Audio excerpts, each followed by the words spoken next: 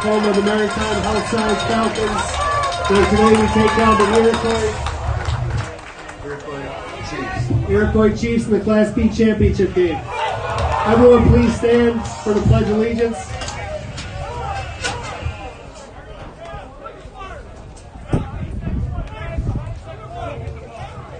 If everyone could please stand for the Pledge of Allegiance.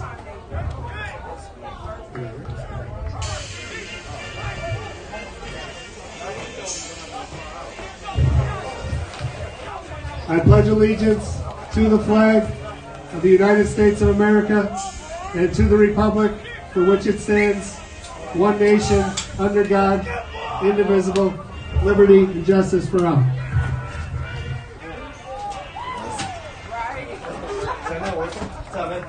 That's it. I'm ready to go whenever.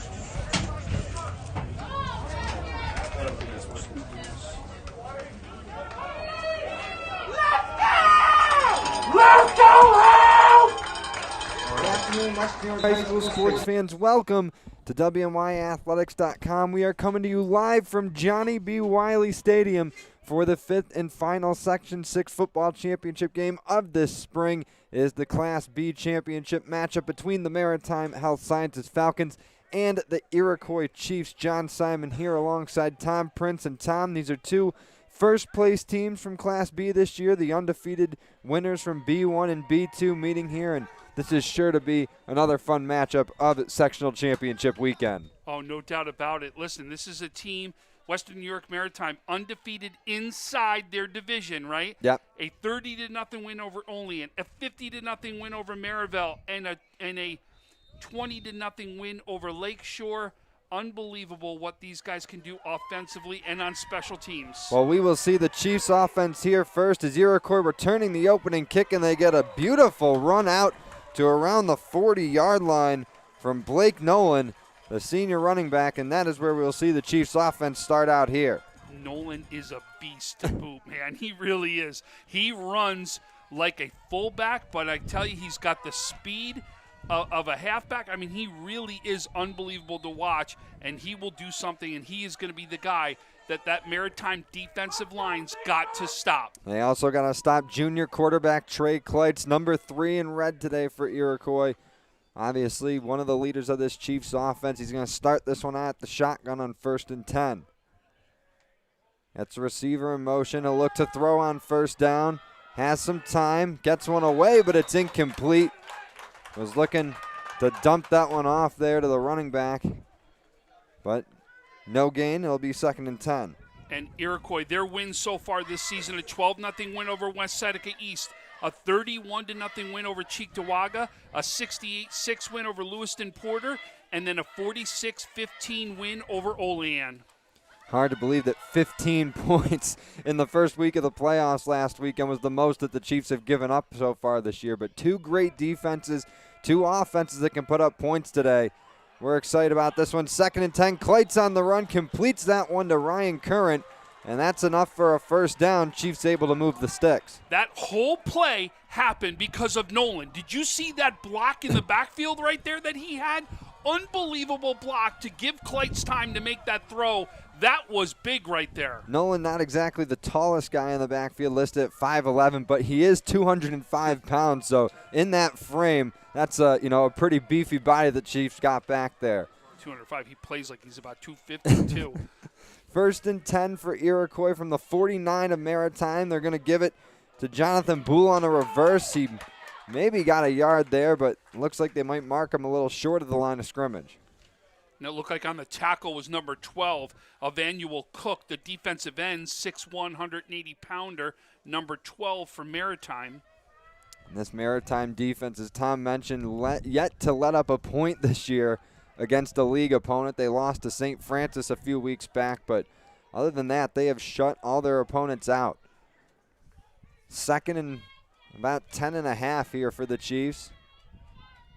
Kleitz again puts Curran in motion. Looks to throw. Goes over the middle. And that one's tipped by Copeland and nearly intercepted. Reuben Hampton had the ball fall in his hands but couldn't reel it in. But that'll bring up 3rd and long here for the Chiefs. Copeland almost makes the one-handed first, right? And then it goes over to Hampton. But that is almost intercepted first by Copeland. Yeah, that's the one guy in that Maritime secondary you don't want to give a chance to pick off a ball. Addison Copeland, 6'4" defensive back. We'll be calling his name a lot this afternoon. 3rd and 11 here for the Chiefs. Clayt's got a pair of receivers to his right, one to his left. Changing a call up at the line here. And he's going to fake, or he gives it to Nolan, and he's swallowed up right away. Chiefs looking to run it up the middle on 3rd and long. Don't get anything. That brings up 4th. And that tackle was by number 55, Jazeer Fluker, the freshman, 6'2", 230. Wow. Yeah, we talked about it earlier in this season. This Maritime team, again, obviously mostly characterized by their athleticism, their speed, but they've got some big boys up front too, and that's something different about this Maritime team this year. Now Iroquois punting, Copeland back there to return it. Gets a favorable bounce. He'll field it just inside the 10, and you do not want to give this man room to run. He makes a couple defenders miss there, and now he's brought down around the 20. So the Iroquois special teams unit able to contain him there. So this was interesting. This flag was thrown after the kick, and then what happened was the Maritime player went into blocking mode is what he went into and blocked the punter, and they called running into the punter is what they've called right here. So that might back the Falcons up considerably. That could put them close to their own end zone.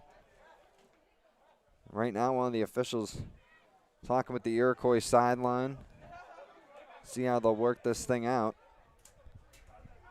That would certainly help the Chiefs, giving this Maritime offense a longer field to work with. So they declined it is what they did right here. Yeah, that's interesting. And it'll be a first down right now as Maritime will take over. But did you get a chance to see it?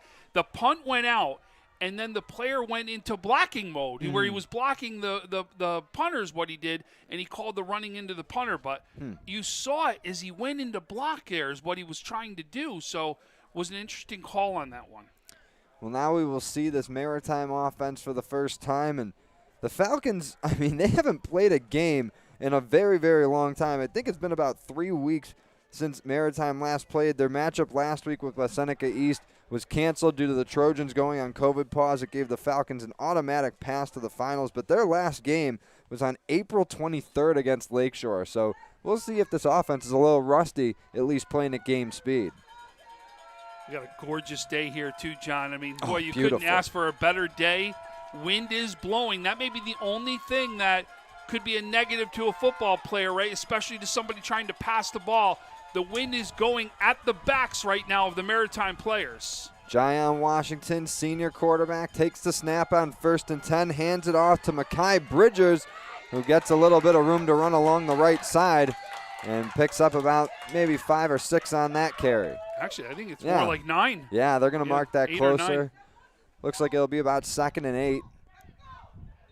So a nice run for Bridges on 1st and 10 there. Like I mentioned, one of the many stellar athletes that this Maritime offense boasts. Oh, no doubt about it. Obviously, the Falcons, the defending Section 6 Class B champions last year, won at Highmark Stadium, then was called Bill Stadium. A little bit of a different scenery this year for the sectional championship, but as Tom said, it's still a beautiful day. 2nd and short. Washington fakes the handoff, and he'll keep it. Looks like he might have gotten back to the line, but not enough for a first down. The fact that he even got back to the line on that was amazing because it looked like he was going to get tackled for a loss on that one and does a great job of getting to the outside and laying out just to get back to that line of scrimmage. So that'll bring up 3rd and looks like about 4 for Maritime. That was a loss of a couple yards on that play for Washington. The Iroquois defense, as we mentioned, has been strong all year. Had back-to-back shutouts to start the season, and since then have still only given up 21 total points over 2 games. Trying to get a big stop here on Maritime's first possession. Washington hands it off, and they get a run up the middle. Looks like it's enough for a first, and that will move the sticks. Maurice Vaughn on the carry there. That tackle was by number 72 for Iroquois, Evan Kingston, the defensive line, 6'3", 258-pounder right there. But Vaughn does a great job of going up the middle and being able to get that first down. That's a big first down right now, especially to start off. You don't want to go 3 and out, and they give their chance to be able to stay out there. We got trips right now over to our side. Let's see if they're going to go into a throw right here. Now Washington's got 3 guys lined up to his left, 1 on the far side to his right. And he's going to swing it out to Copeland. And he stiff arms 1 defender away, but they keep the gain to a minimum there for Copeland on his first catch. Copeland, 6'1", 180-pound junior wide receiver. One of the more explosive athletes in all Western New York. Looked like the tackle there was by number 88, Noah Kedge, the senior linebacker, 6'2", 215-pounder, as he does a good job of staying with Copeland right there and getting the tackle. Looks like it was a gain of about 3 on that short reception. So it's 2nd and 7 for the Falcons. They're at their own 35. A little over 5 minutes gone by in this half, or quarter, excuse me. That one swung out to Thomas, and he picks up about 5 or so on that catch. Bring up 3rd and short.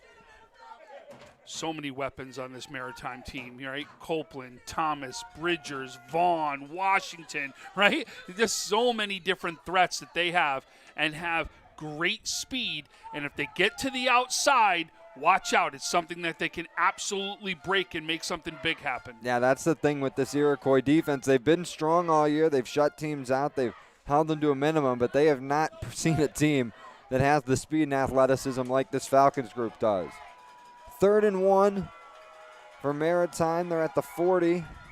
Actually closer to the 41. Washington going to hand it off to Copeland. He makes a couple guys miss and just gets enough for the first down there.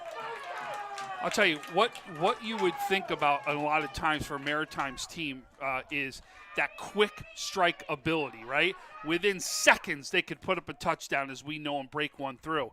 What they're doing great right now is taking that time off the clock, controlling the ball, doing a great job right now of first down, controlling the clock and keeping the ball in their hands and not letting Iroquois get a chance to get back out on the field. Yeah, they've certainly shaved some nice time off on this drive. Haven't even gotten to midfield yet, though. It's 1st and 10 from their own 45. Now it's going to be Vaughn on the handoff, and he runs up for about 2 or 3.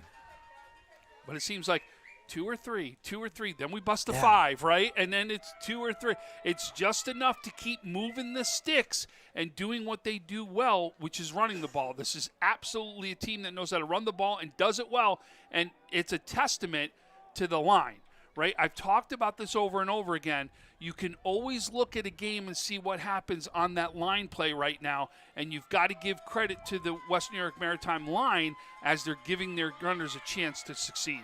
2nd and 7 here for Maritime Health Sciences. 2 receivers to each side of Washington.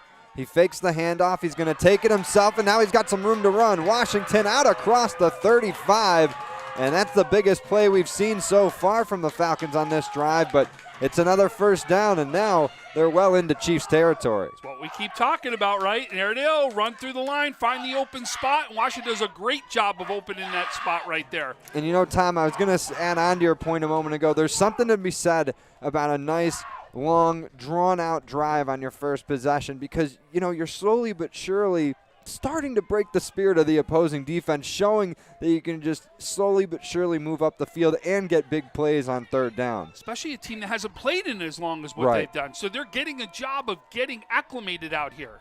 1st and 10 from the Chiefs 35. Washington airing it out now, and that one, is it intercepted? Yep, it was. So Iroquois comes up with a big interception. I believe that was Nolan on the far side. No. Or Pete Gaglio. I think it was 16. 13. Is that who it is? Right here, coming off right now. It's 18. Gaglio. There you go. Yep. So Gaglio gets the interception. Washington overthrew his intended target. I couldn't tell if the defensive back caught it in bounds or not from the far side of where we're at. Yeah, he just stopped. That's why, because he stopped right afterwards, but he made the catch and then went out of bounds right afterwards, but did make the catch as we got a chance to see the ref make the signal right there. So Maritime, they were going slow and steady the whole drive. It was working for them. They go for the big play. It doesn't pay off. And now the Chiefs offense back out on the field. Kleitz trying to swing that one to the outside, but it's incomplete. They'll bring up second down. It was intended for Tyler Berry. Did you see Tyler Berry slipped a little bit before that came to him? It was like a slip. And then what happens is by the time he got up, that pass was right there to him. So Iroquois starting this drive from around their own 7-yard line. Got a long way to go if they want to get the first score in this game, but getting a big play from the defense to thwart that opening drive for Maritime.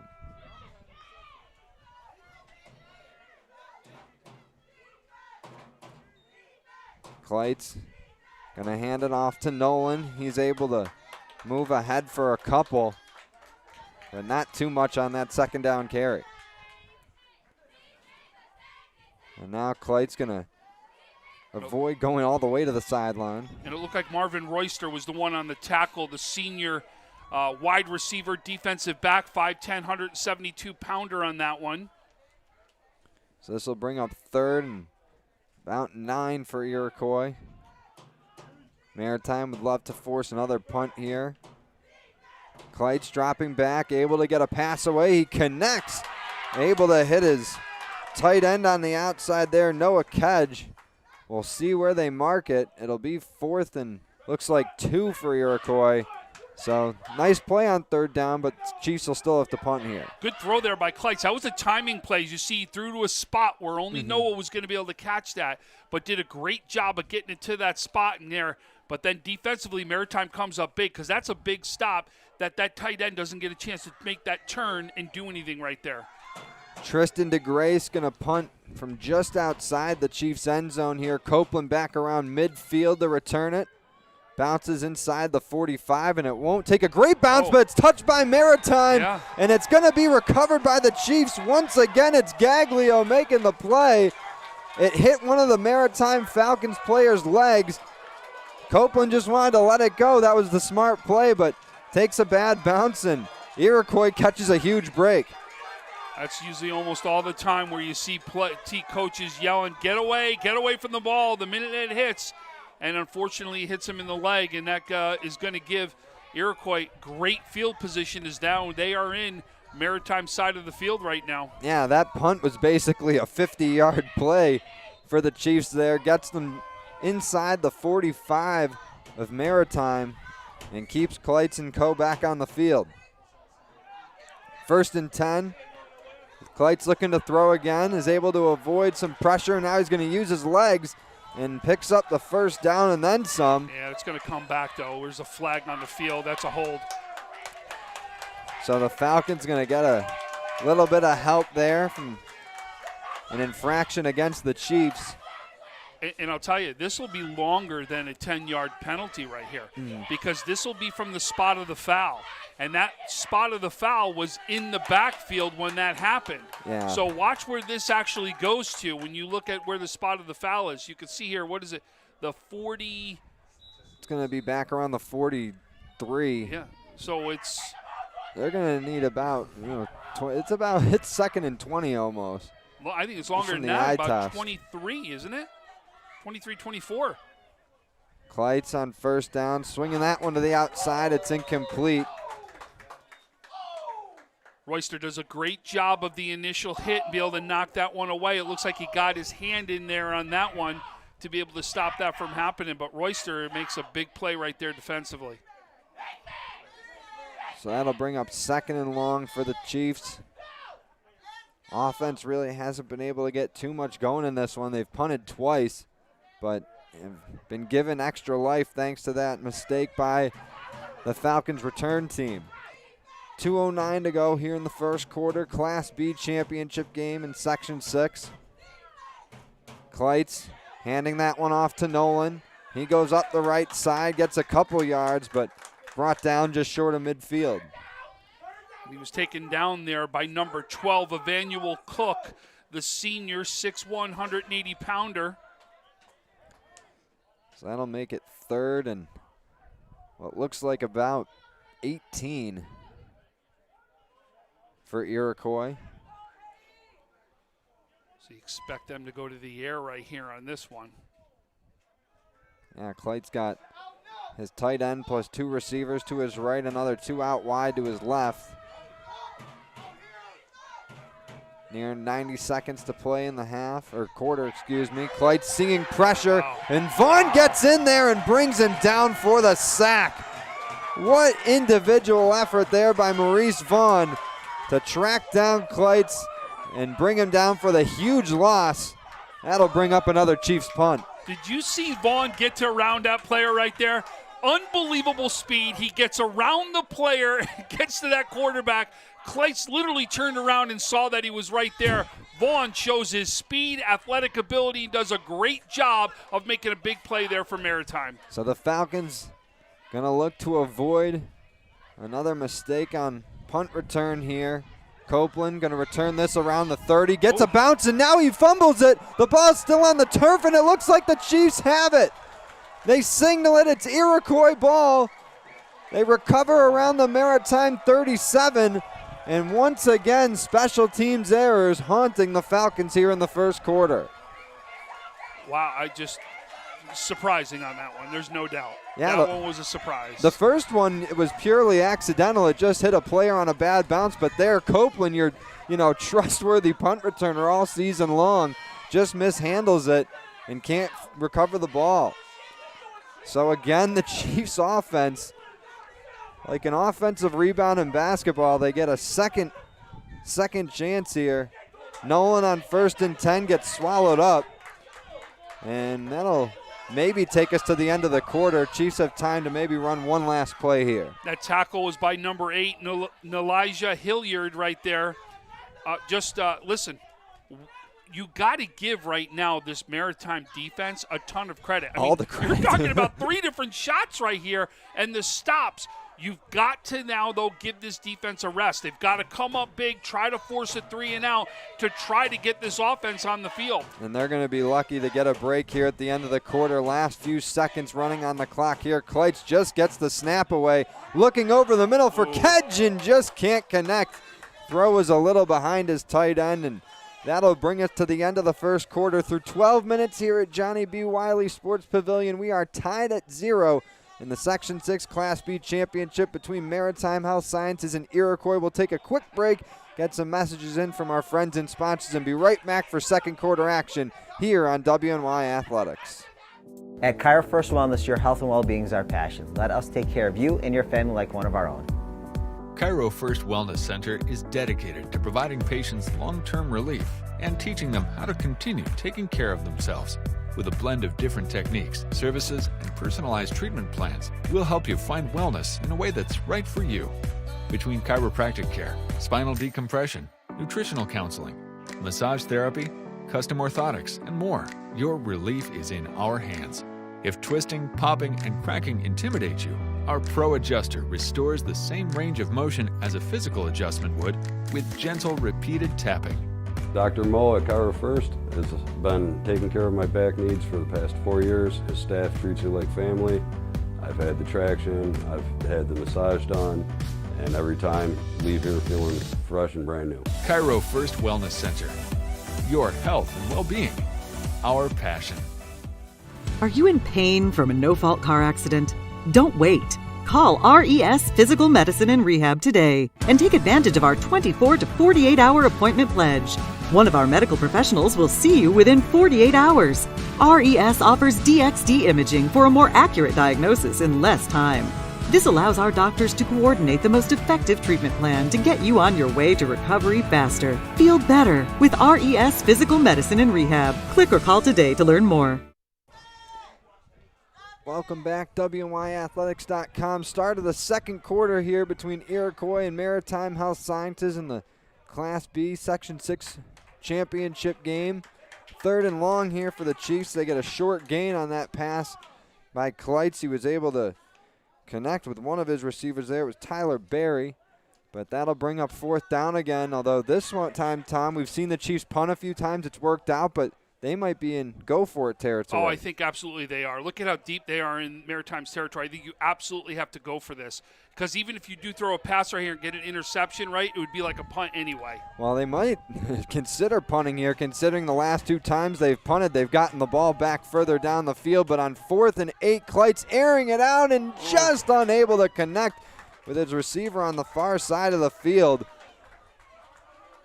Believe that was Barry again, his intended receiver in the end zone, but it's a turnover on downs, and Maritime again just happy to come away without giving up points there. Their offense finally able to get back on the field. Yeah, no, but listen, I like the call by Iroquois on that one, right? Go for it. If it's intercepted, right, it's like I'm punting the ball there anyway. But go and look, it almost has a great play right there where only his receiver was be able to get it, almost makes a huge play. But this is big. This defense for Maritime, you've got to give them tons and tons of credit right now for what they've done and they've overcome so far. Yeah. We haven't seen this Falcons offense since Washington threw an interception to end their first drive back in the first quarter. But back-to-back fumbles on punts have kept this Falcon offense off the field. 1st and 10, they're going to hand it off and nowhere to run up the middle. That's a nice stop by Iroquois. They're able to keep the run from Vaughn to a minimum. It'll bring up 2nd and about 9. So it does get at least a yard on that one as he gets through right there. But this is big. We saw in that drive, they were running the ball, and very effective running the ball is what we saw from them. But then the one time they go to the air for something deep, right? They were going short stuff early on. Yep. They go deep. That's when it went against them. See if they stay with the ground game right here or quick passes to the outside. Washington got 3 receivers to his right. He looked there after getting the snap, but he's going to take it with his legs to the left and gets tripped up. Only gained about another yard or 2 on that one. It'll bring up 3rd and long. Not long. It looks like it'll be 3rd and manageable, about 3rd and 6. And it looked like on that tackle was number 61, Gage Shoei, the senior defensive lineman, 5'11", 218. And the one thing you definitely don't want if you're Maritime here is to go 3rd and out after having your defense on the field for so long. This is a crucial 1st down pickup needed for the Falcons. Yeah, I agree 100% with you, John, on that one. So 3rd and about 6. Copeland in motion. They hand it to Vaughn. He's able to fight through a couple tacklers, still on his feet, and able to get the 1st down. What a run from Maurice Vaughn.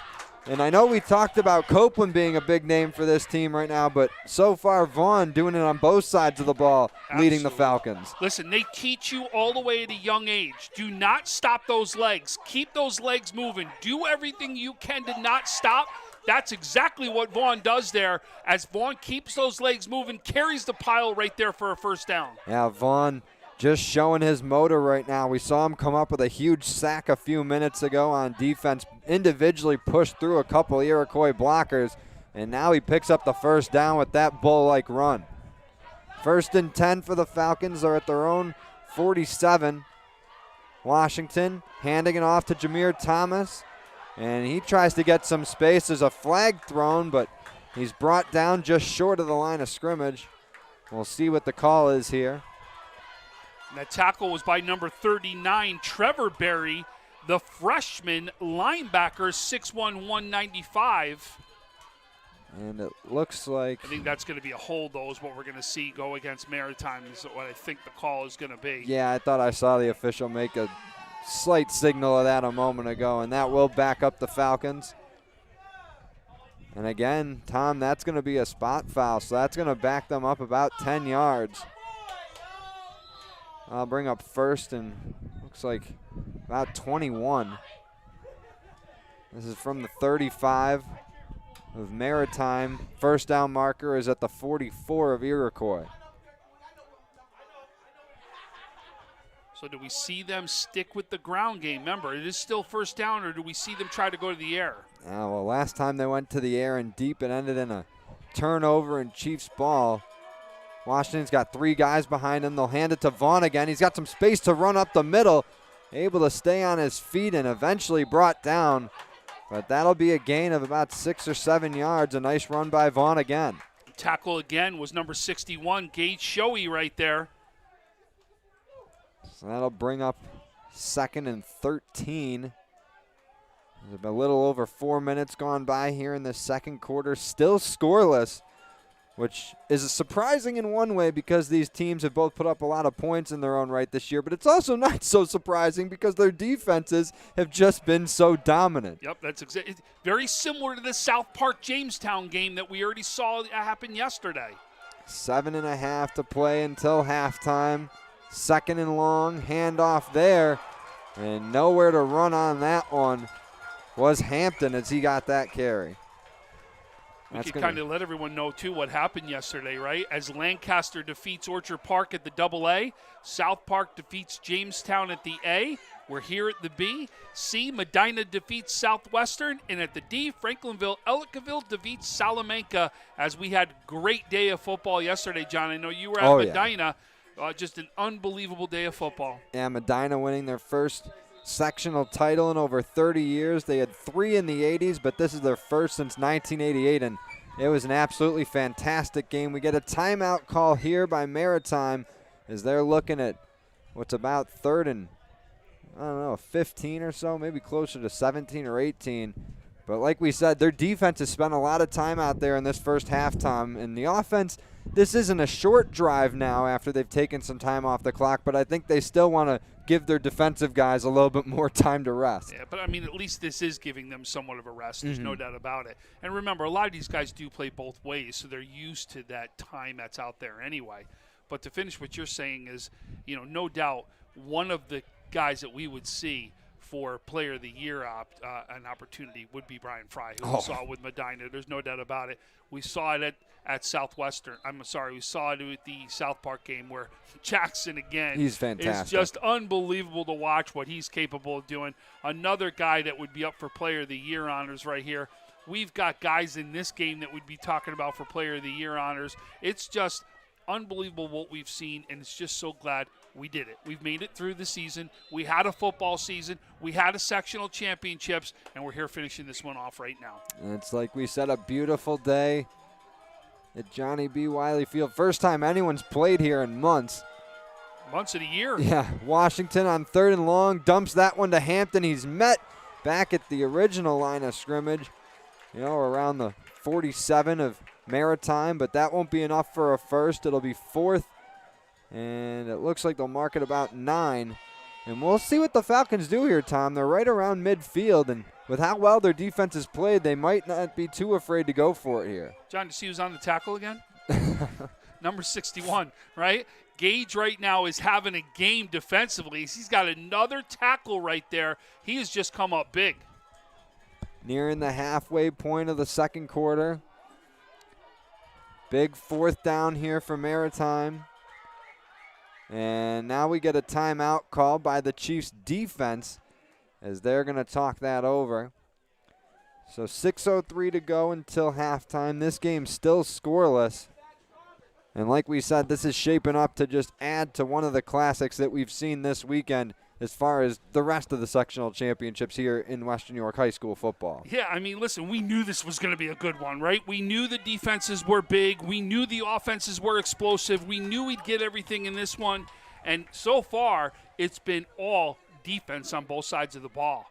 Both these programs coming into this week, or this game, I should say, with one respective Section 6 championship. Of course, Maritime winning last year. Iroquois' last Section 6 title came back in 2004 when they were up in Class A. And the other thing I should mention, Tom, I was doing some studying today. This Iroquois team, in the last 2 seasons, the only team that they've lost to is Maritime Health Sciences. Both the Chiefs' losses back in 2019 came to the Falcons, including in the first round of the playoffs. So not only are they looking to get their first sectional title since 2004, they're looking to avenge being knocked out, a year and a half or so ago. Great points right there, John. No doubt that's exactly the truth right there. And it looks like we're going to see a punt. Yeah, Copeland has done the punting duties for the Chiefs so far this year. Iroquois doesn't have anybody back deep. Oh. And now we get a jump That might help the Falcons. No, he's pointing right now at the Maritime team. I think that's going to be a false start penalty. See, I was trying to see I was going with what Addison Copeland was saying. He said it was against Iroquois, but this will back up Maritime 5 yards. Just enforces their decision to punt it away here. Yeah, it would have been interesting if that was against Iroquois. What then would have Maritime done? Would they have gone for it then? Yeah, would have brought up about 4th and 4 and would have put them on the Iroquois side of the field. But Copeland will punt it away, and it's blocked. Iroquois going to recover this one around the 37 of Maritime. And we've seen punting woes hurt the Falcons when they're on the receiving end. Now they're on the kicking end, and it continues to fall Iroquois' way. John, I think that was blocked by number 37, Ryan Current, the senior linebacker, 6'2", 208-pounder right there. And, you know, we've talked about how powerful both these offenses have been this year, how dominant and shut down both the defenses have been. But right now we're seeing the third phase of football, Iroquois winning the special teams game. It could end up being the difference maker here today. Which is a strength of Maritime, right? Mm-hmm. So you're seeing right now Iroquois winning that part of the game. But Maritime's defense has got to come up big again right here. Great starting spot for the Chiefs. So at the Falcons 37, and on 1st and 10, Nolan gets a big carry there, picks up about 7 on that run. And that was Copeland on the tackle right there. But Nolan, he is just that big, aggressive, bruising back right there. And you see him when he gets through the hole and picks up steam, he is tough to tackle. But Copeland does exactly what you need to do. Go for the legs, make sure to stop those legs from moving, and that's how he makes a tackle on that one. And for a guy like Copeland that's got more of a height advantage on Nolan, that's a tough play to make. Taller, slimmer guy trying to bring down a guy who's a little bit stockier, lower center of gravity like Nolan. But Copeland, we haven't talked about, he's as good of a defender as he is a receiver. But 2nd and 4 here, Clyde's throwing deep, and that one broken up. Nice play on the outside there by Maritime's Amadi Foster. And that one, I think, was intended for Barry. That was great, though. I mean, that's the kind of defense unbelievable instincts, turns at the right time for the ball. Did a great job right there to make sure he stops that one. What a play. We'll bring up 3rd and 4 for Iroquois. Exactly 5 minutes on the clock till we hit the midway break here. Kleitz takes the snap, looks to swing it outside, looking for DeGrace on that one, but it's just a little out in front of him and incomplete. And we'll see what the Chiefs elect to do here, Tom. Last drive ended with a turnover on downs. They went for it and go for it territory, and it looks like they're going to do that again here. Almost from the same exact spot. Yeah. It really was almost at this spot here, but I wouldn't expect anything else, right? I thought it was a great play last time. Now you'll see them as they're going to try to go for this because they are absolutely deep enough in Maritime territory that you'd want to go for this. He's got Barry out wide to his left on the lower part of your screen. And he's got 2 receivers out to the right side. Chiefs might be looking to get Maritime to jump here. They'll call a timeout. Talk things over a little more before this 4th down play. And so we'll take a quick break ourselves, get a few messages in, and be right back. Stay tuned. Here for more on WNY Athletics. When it's time to sell your home, start with a visit to howardhanna.com, ranked the #1 real estate site for sellers. A few clicks will show you the sales price you can expect for your home. We can get you the most money in the quickest amount of time because we know where the local buyers are and how to reach them. So if it's time to sell your home, visit howardhanna.com today, and we'll match you with a local Howard Hanna agent to sell your home fast. I love being home. Logistics Plus is a global transportation provider headquartered in Erie, PA with locations worldwide, including right here in Western New York. Logistics Plus is consistently recognized as a fast-growing transportation and logistics company, great supply chain partner, top freight broker, leading project cargo manager, and a great place to work. With a strong passion for excellence, our 500-plus employees put the plus in logistics. Call our Buffalo office today for an efficient, personal approach for all of your transportation needs. Welcome back to WNYathletics.com. John Simon, Tom Prince here, coming to you live from Johnny B. Wiley Stadium for the Section 6 Class B championship matchup. 4th and 4 here for Iroquois, but we get a whistle just as the ball is snapped to Kleitz. And the officials look like they're going to have to talk something over here. Oh, it's a false start against the Chiefs. That's a nice break for Maritime. They're finally getting some help from the penalty calls here. So now, does this change things, right? I would imagine it might. That's making this 4th down. It goes from 4th and short to, almost 4th and 9. Yeah, 4th and 9. And it looks like the Chiefs will stay and go for it formation.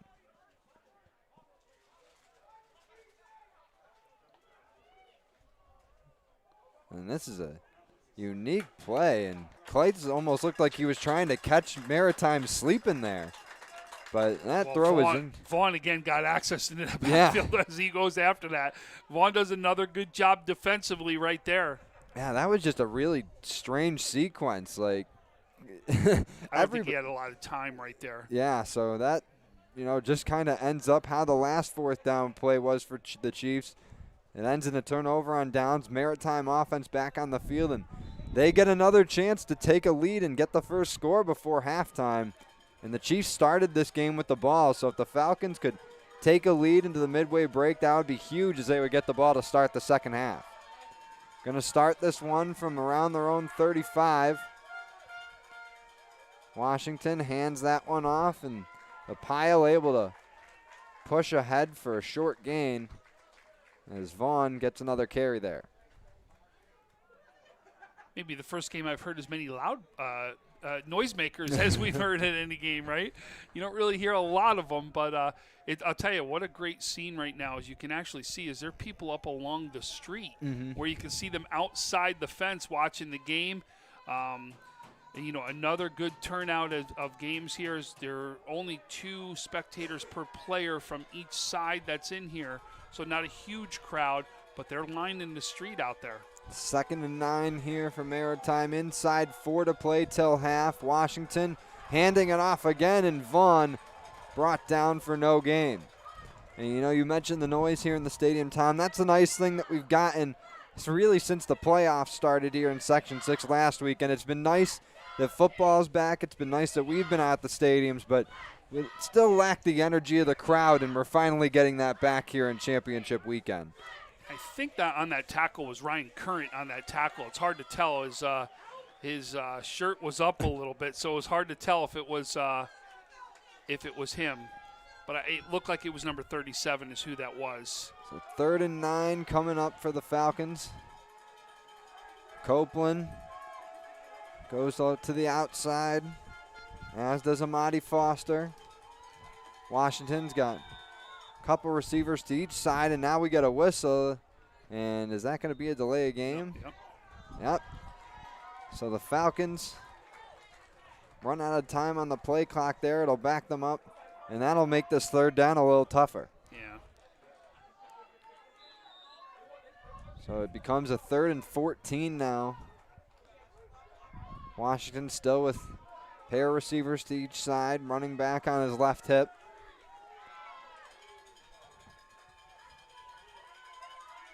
Gets the snap, immediately runs to his right. And that ball's tipped, but it ends up in the hands of Jameer Thomas. And I think he got enough for the 1st down. Wow. Thomas stays with the play. It looked like it almost hit the ground right there as he does a great job of staying with it. Yeah, I don't know how close that ball came to hitting the turf. It was definitely tipped by a Chiefs defender off the throw from Washington. But Thomas able to control it and take it up for a 1st down. That's a beautiful play. That just tells you why you don't give up on any play that's out there. Anything can happen. He stays with it and then makes it with his legs. And now you're talking a 1st down, and you keep that offense on the field. Falcons at their own 46. 2.5 to play in the quarter. Still scoreless between Iroquois and Maritime Health Sciences in this Class B Section 6 title game. Washington looking to throw on 1st down. Has to use his legs to get away from pressure. Now he'll run it, and he gets hit hard right by the Maritime sideline for a short gain, maybe not even a gain. That'll keep the clock running. They said he was tackled inbounds.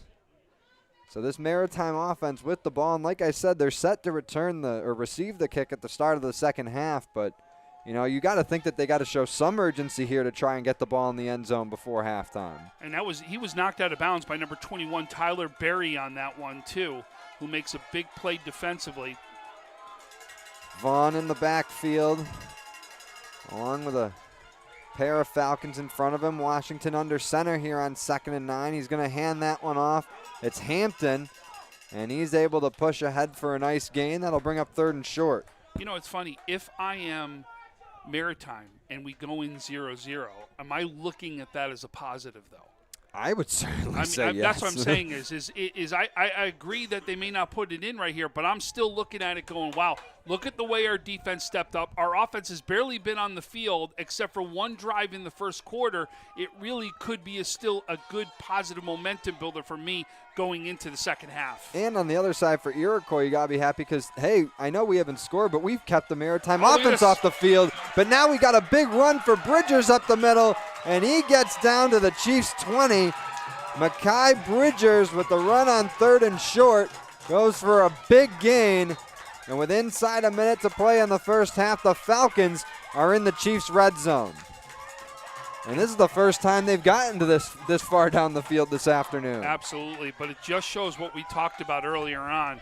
When you've got Copeland and Thomas and Hampton and Bridgers and Washington and Vaughn, you've just got so many weapons to go after, and now it becomes, you know, Bridgers' turn to step up and have a big run right there for the Falcons. And just think about, on this drive alone, you know, you mentioned those names, how many big plays they've gotten from different guys on just this possession. Thomas comes up with the big bobbling catch on that 3rd down. You get the run from Bridgers there. Vaughn has been carrying the offense for most of this first half. In Washington, you know, despite their undefeated league season so far and their 100-0 point differential coming into this, he's had some shaky moments, but he's stayed pretty poised throughout this first half despite the early interception. Yeah, and you know, it was he went for it on one. They called one, he went for it. Yeah. Okay.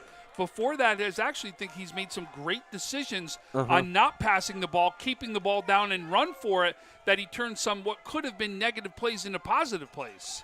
He's got 3 receivers to his left here on 1st and 10. He's going to look for Copeland, and that one just a little too high. And that will bring up 2nd down. And Maritime avoiding, you know, what could have been bad there. That almost could have been a backward pass if Copeland was just a few yards further back. Copeland almost does a good job of going up and getting that still. Did you see how high he elevated for that one? If there's one guy on the field you're going to throw it a little high for, it's Copeland, because if he can't get it, nobody else out there is going to get it. With 53 ticks left on the clock until halftime, we are scoreless here at Johnny B. Wiley Field between Maritime Health Sciences and Iroquois in the Section 6 Class B championship game. 2nd and 10 for the Falcons. Washington looking to his left, still getting away from pressure. Now he's got to really use his legs to get away from it. And now he loses the ball. He's still got it, and he's really stuck now around the 45. He's going to have to dump it off. He hits, I believe that's Royster, and he's tackled out of bounds around the 30. And that was a wild play. That not only backs up Maritime about 5-6 yards, closer to 10 really, but that took 22 seconds off the clock.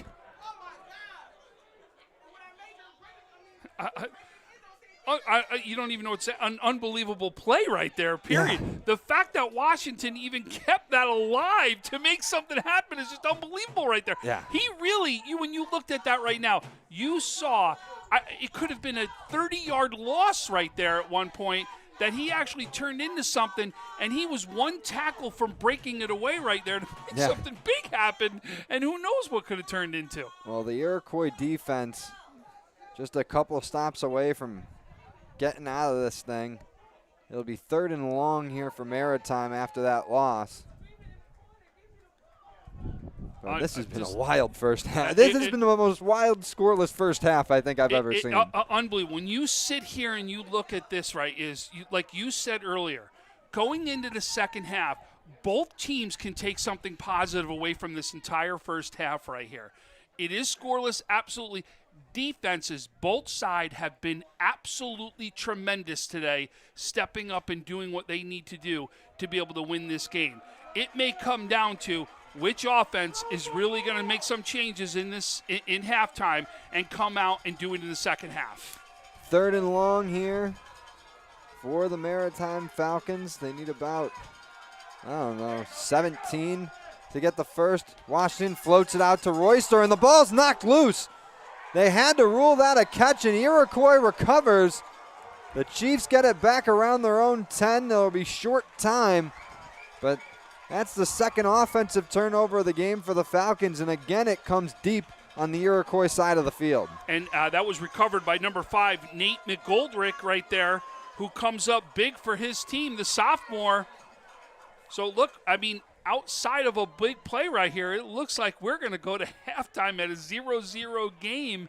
Again, defenses come up big. It will be which coaching staff's going to make those changes at halftime and be able to do something for their team to help throw them over the edge. So Iroquois at their own, it looks like, they're around their own 10 here.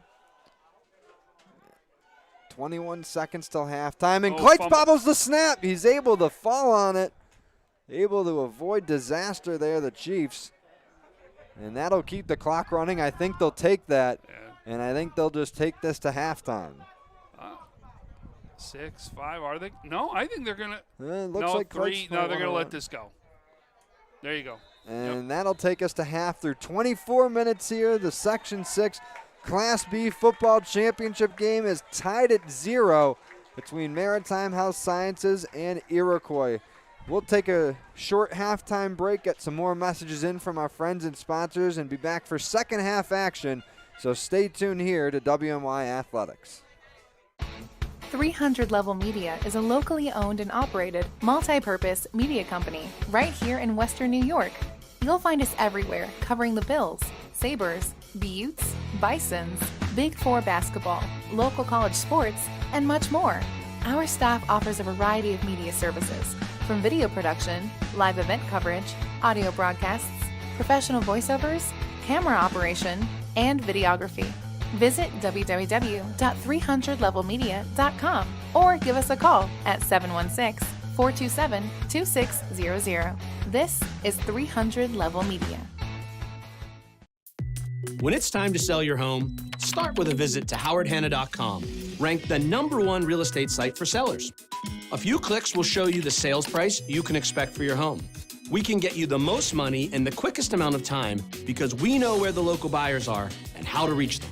So if it's time to sell your home, visit howardhanna.com today, and we'll match you with a local Howard Hanna agent to sell your home fast.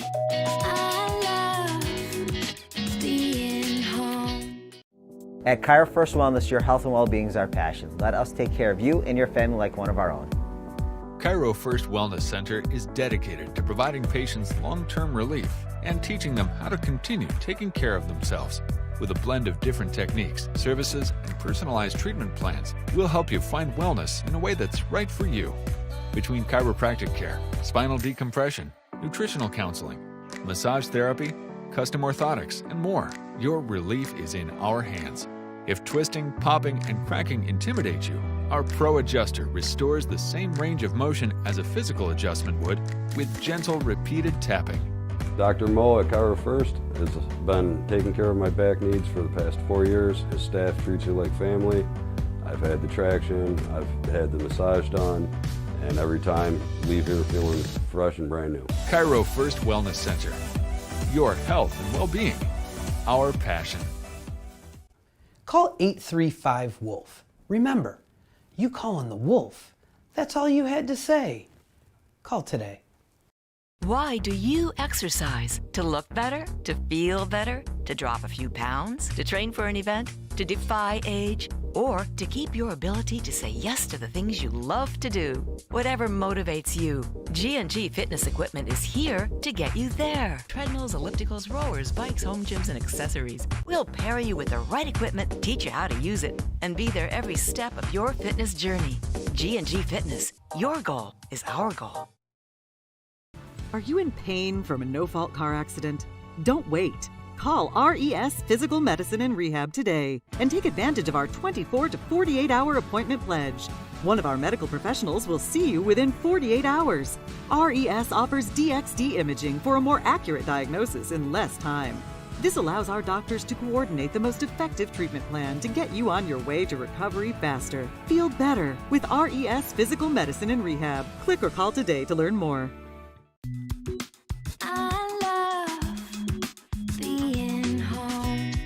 There's nothing better than owning the perfect house to come home to. You've earned it, and we'll make it happen. Our local real estate experts and in-house team of financial professionals make buying or selling your home simple. Howard Hanna. Home happens here.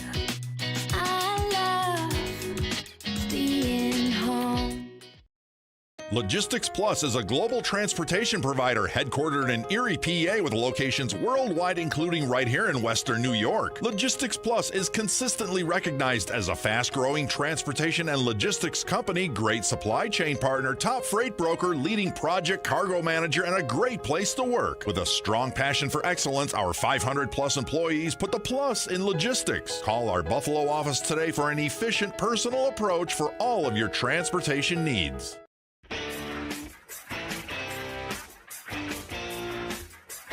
WNYathletics.com is the premier high school sports website in Western New York, providing the best sports coverage of Section 6 and Monsignor Martin leagues.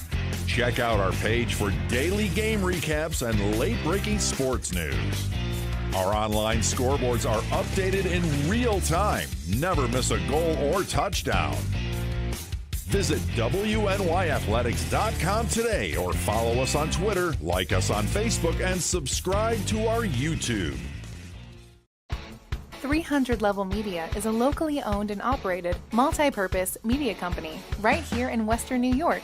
You'll find us everywhere covering the Bills, Sabres, Buttes, Bisons, Big Four basketball, local college sports, and much more. Our staff offers a variety of media services, from video production, live event coverage, audio broadcasts, professional voiceovers, camera operation, and videography. Visit www.300levelmedia.com or give us a call at 716-427-2600. This is 300 Level Media. When it's time to sell your home, start with a visit to howardhanna.com, ranked the #1 real estate site for sellers. A few clicks will show you the sales price you can expect for your home.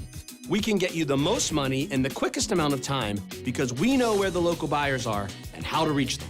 So if it's time to sell your home, visit howardhanna.com today, and we'll match you with a local Howard Hanna agent to sell your home fast.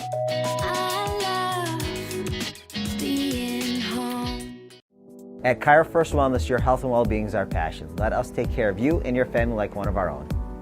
Cairo First Wellness Center is dedicated to providing patients long-term relief and teaching them how to continue taking care of themselves. With a blend of different techniques, services, and personalized treatment plans, we'll help you find wellness in a way that's right for you. Between chiropractic care, spinal decompression, nutritional counseling, massage therapy, custom orthotics, and more, your relief is in our hands. If twisting, popping, and cracking intimidate you, our Pro Adjuster restores the same range of motion as a physical adjustment would with gentle, repeated tapping. Dr. Mo at Cairo First has been taking care of my back needs for the past 4 years. His staff treats you like family. I've had the traction, I've had the massage done, and every time leave here feeling fresh and brand new. Cairo First Wellness Center. Your health and well-being. Our passion. Call 835-WOLF. Remember, you calling the wolf. That's all you had to say. Call today. Why do you exercise? To look better? To feel better? To drop a few pounds? To train for an event? To defy age? Or to keep your ability to say yes to the things you love to do? Whatever motivates you, G&G Fitness Equipment is here to get you there. Treadmills, ellipticals, rowers, bikes, home gyms, and accessories. We'll pair you with the right equipment, teach you how to use it, and be there every step of your fitness journey. G&G Fitness. Your goal is our goal. Are you in pain from a no-fault car accident?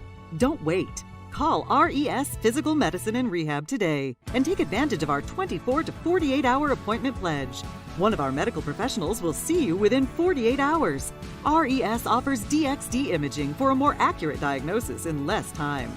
This allows our doctors to coordinate the most effective treatment plan to get you on your way to recovery faster. Feel better with RES Physical Medicine and Rehab. Click or call today to learn more.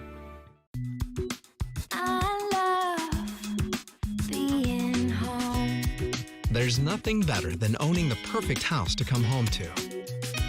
You've earned it, and we'll make it happen. Our local real estate experts and in-house team of financial professionals make buying or selling your home simple. Howard Hanna. Home happens here.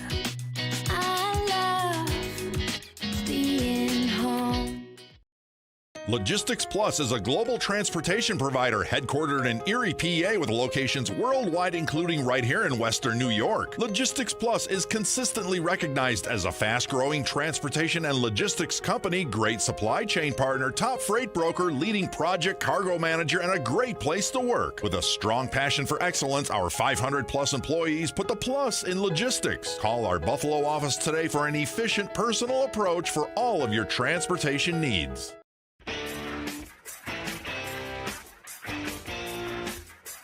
WNYathletics.com is the premier high school sports website in Western New York, providing the best sports coverage of Section 6 and Monsignor Martin leagues. Check out our page for daily game recaps and late-breaking sports news. Our online scoreboards are updated in real time. Never miss a goal or touchdown. Visit WNYathletics.com today or follow us on Twitter, like us on Facebook, and subscribe to our YouTube. At Cairo First Wellness, your health and well-being is our passion. Let us take care of you and your family like one of our own. Cairo First Wellness Center is dedicated to providing patients long-term relief and teaching them how to continue taking care of themselves. With a blend of different techniques, services, and personalized treatment plans, we'll help you find wellness in a way that's right for you. Between chiropractic care, spinal decompression, nutritional counseling, massage therapy, custom orthotics, and more, your relief is in our hands. If twisting, popping, and cracking intimidate you, our Pro Adjuster restores the same range of motion as a physical adjustment would with gentle, repeated tapping. Dr. Mo at Cairo First has been taking care of my back needs for the past 4 years. His staff treats you like family. I've had the traction, I've had the massage done, and every time leave here feeling fresh and brand new. Cairo First Wellness Center. Your health and well-being. Our passion. Are you in pain from a no-fault car accident? Don't wait. Call RES Physical Medicine and Rehab today and take advantage of our 24 to 48-hour appointment pledge. One of our medical professionals will see you within 48 hours. RES offers DXD imaging for a more accurate diagnosis in less time. This allows our doctors to coordinate the most effective treatment plan to get you on your way to recovery faster. Feel better with RES Physical Medicine and Rehab. Click or call today to learn more.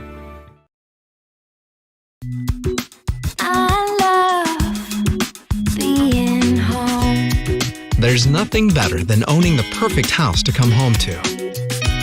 You've earned it, and we'll make it happen. Our local real estate experts and in-house team of financial professionals make buying or selling your home simple. Howard Hanna. Home happens here. I love being home.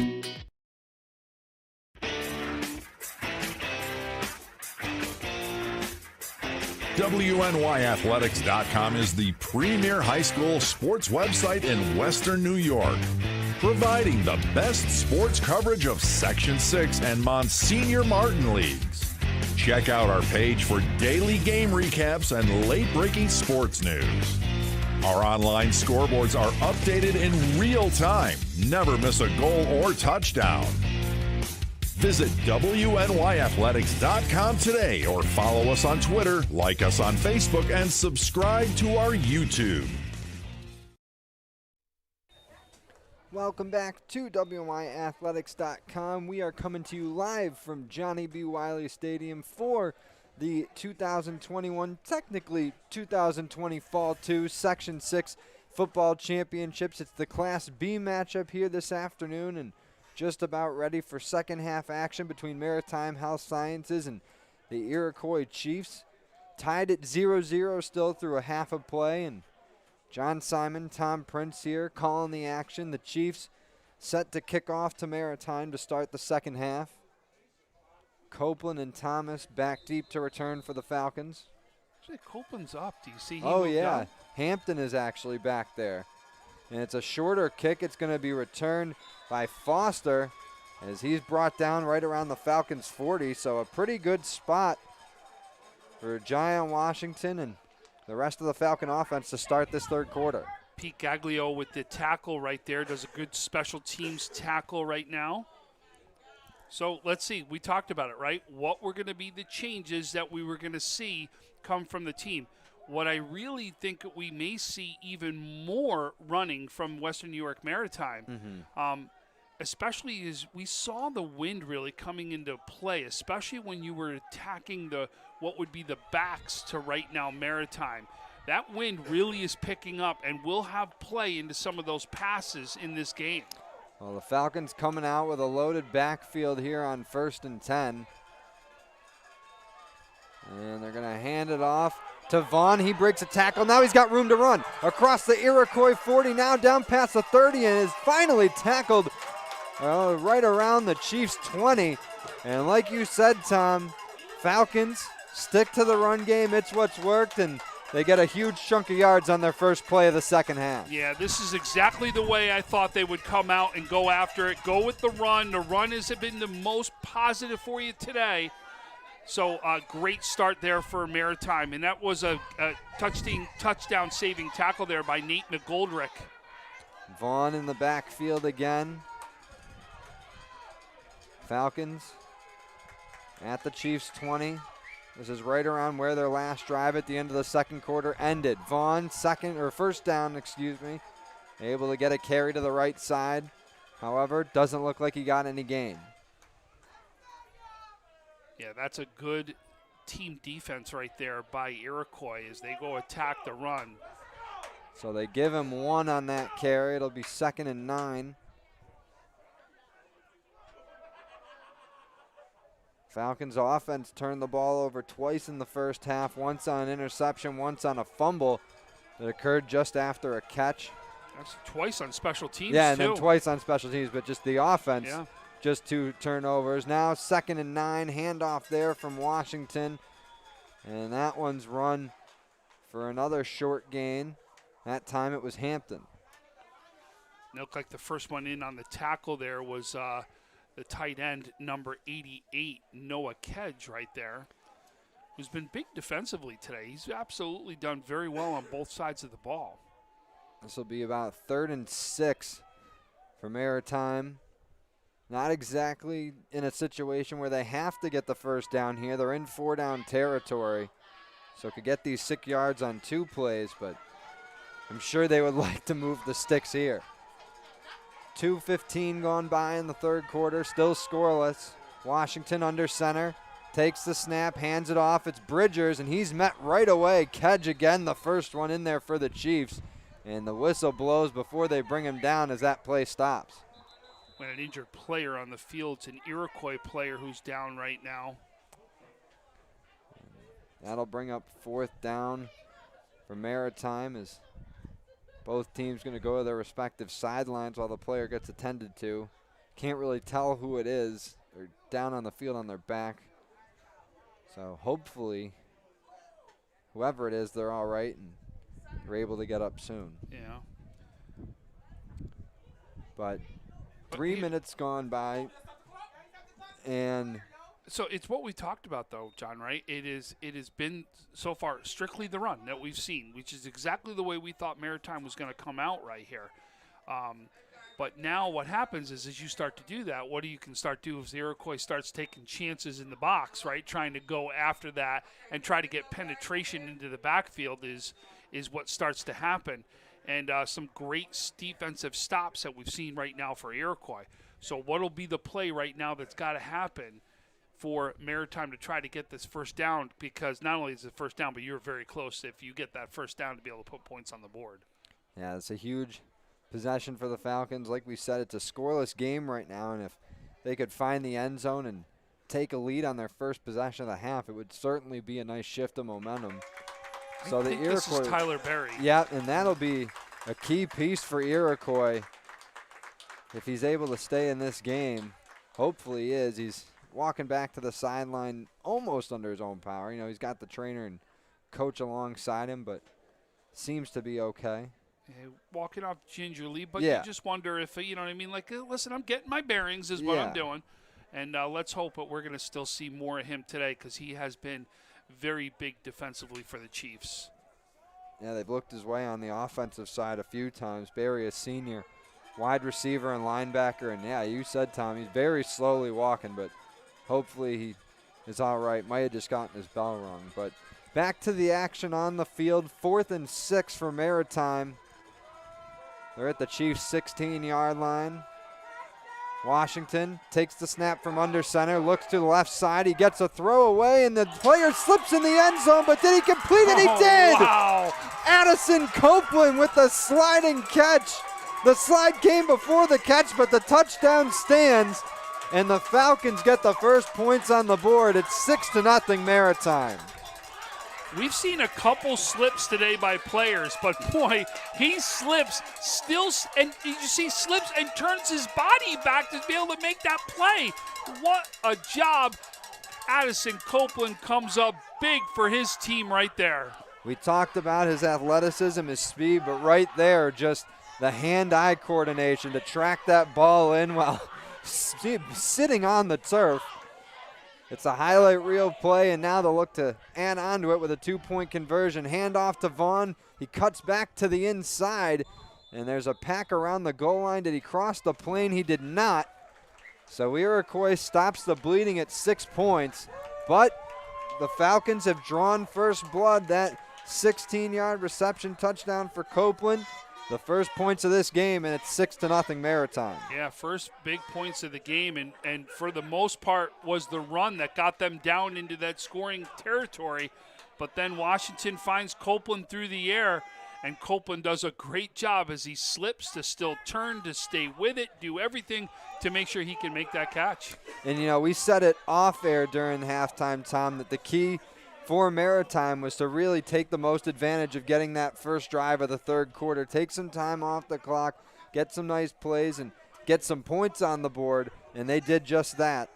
They get the first 6 points of this game, and now they'll kick off to Iroquois with their defense really playing strong all afternoon.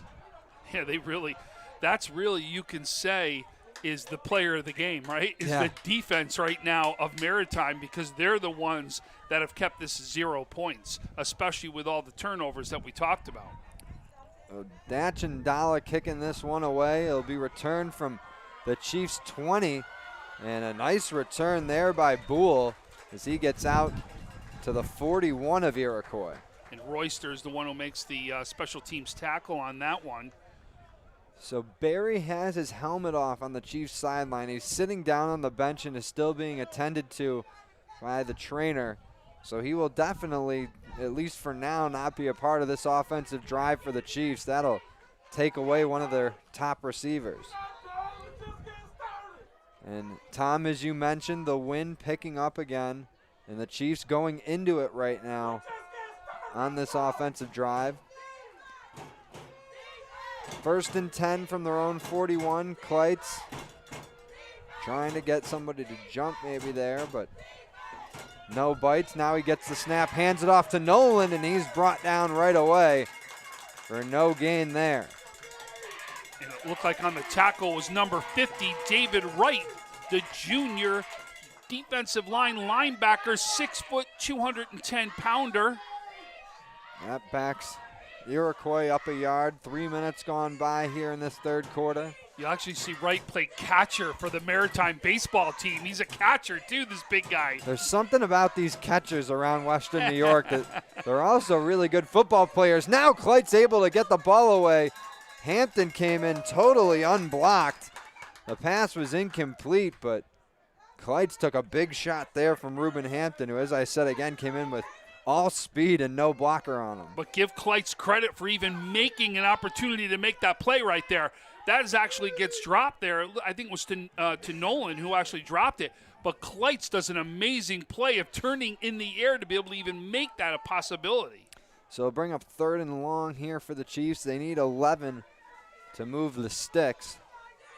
As we said, this Maritime defense has played strong today. Has played strong all season. And they're still yet to give up a point against a Class B opponent.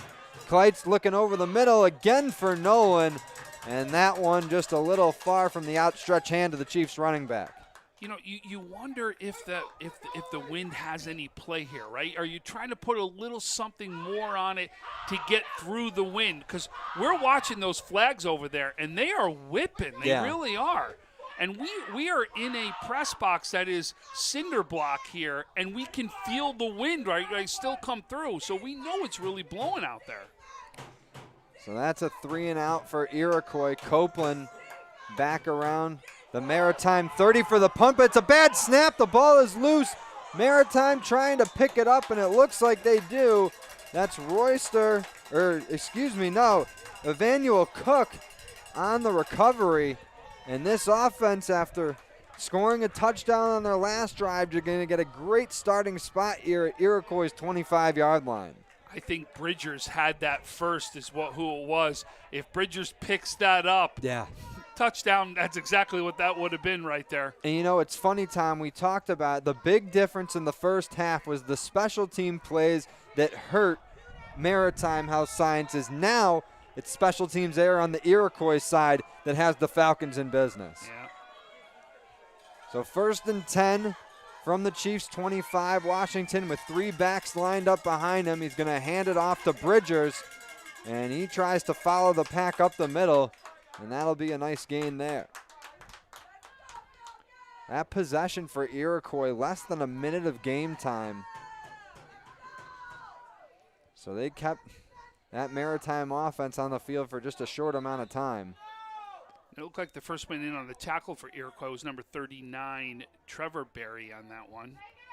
And now we got an official's timeout as it appears one of the Maritime players is hurt, or at least not feeling well. Darnell Gray, one of their leaders on the offensive and defensive line, took a knee.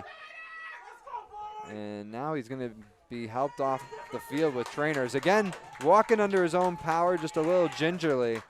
Not sure what happened there, but we're going to get a short break in the action. And speaking of injuries, Tyler Berry still on the Chiefs bench. He's still got his helmet off, and he's still being somewhat assisted to, so he might be done for the afternoon, unfortunately. I wonder if that's his mother who just joined him there on the bench, too. Yeah. So Gray now being looked at on the Maritime sideline, but both teams back on the field. We're ready to resume play. 2nd and 5 for the Falcons from the Iroquois 20. Looking to add on to this 6-0 lead that they started to build here early in the third. Hand off to Hampton, shakes the first tackler. Now he's by a 2nd, 3rd, and 4th, and Hampton is down near the goal line, just a yard or 2 short of crossing the plane. What a nice run there by the senior back, Ruben Hampton.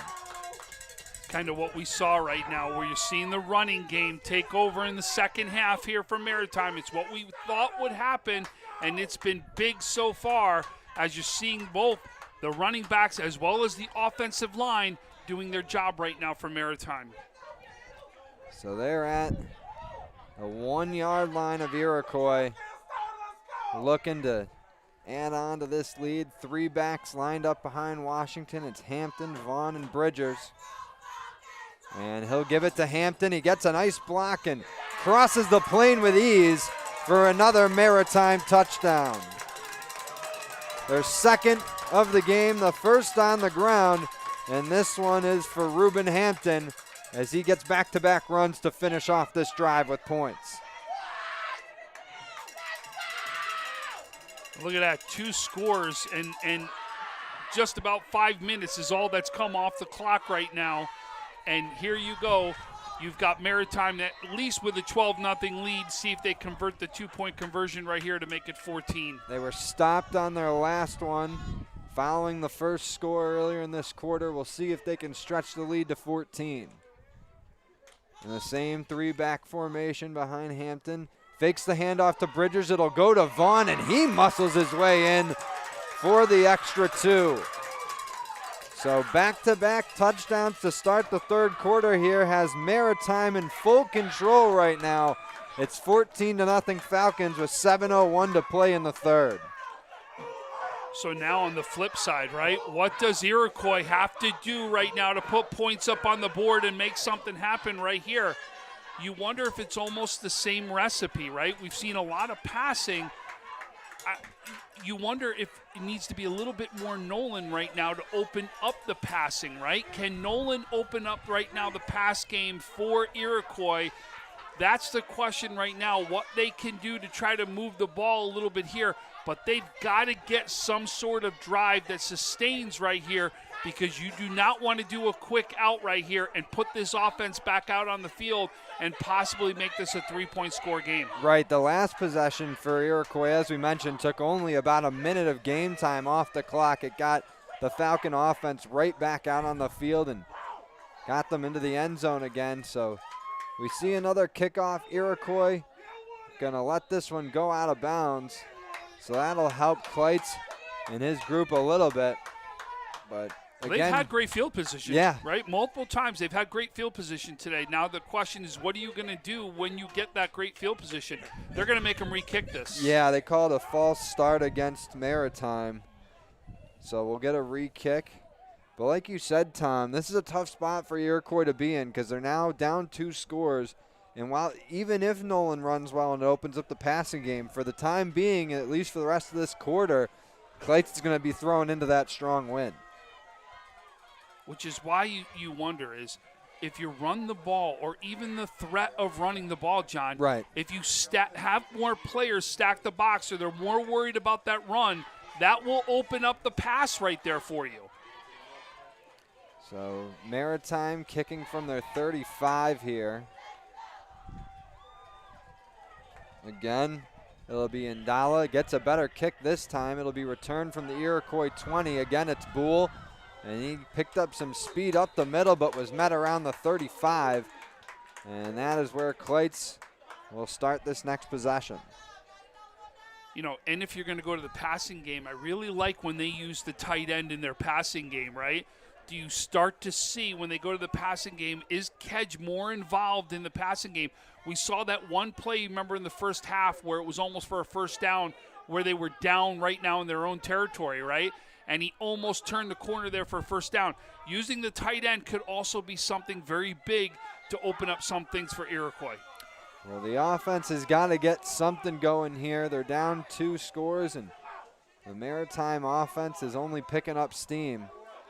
A nice long possession here that ends in points would pay a lot of dividends for the Chiefs. Plenty of time to play in the third, 6:53 to go in the frame. Kleitz on 1st and 10, gets the snap, hands it to Nolan, and he's able to get through one guy, but is tripped up for a short gain, maybe even none. Yeah, it looked like Hampton was the one who was in on the tackle on that one. But still, I like this, right? Hampton, it was an arm tackle right there from breaking out something big. It was a positive right there. You've got to be able to see the holes, see the openings. How can we run the ball to open up what hopefully could be more passing? So it's a gain of about 1 for Nolan.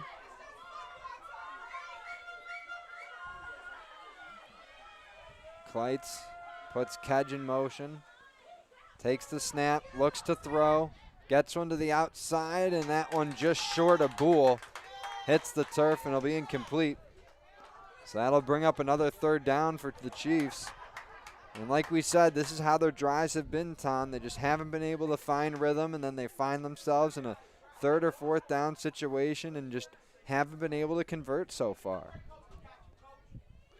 And you would think now that, you're in that passing area again, right? Got to go to the air.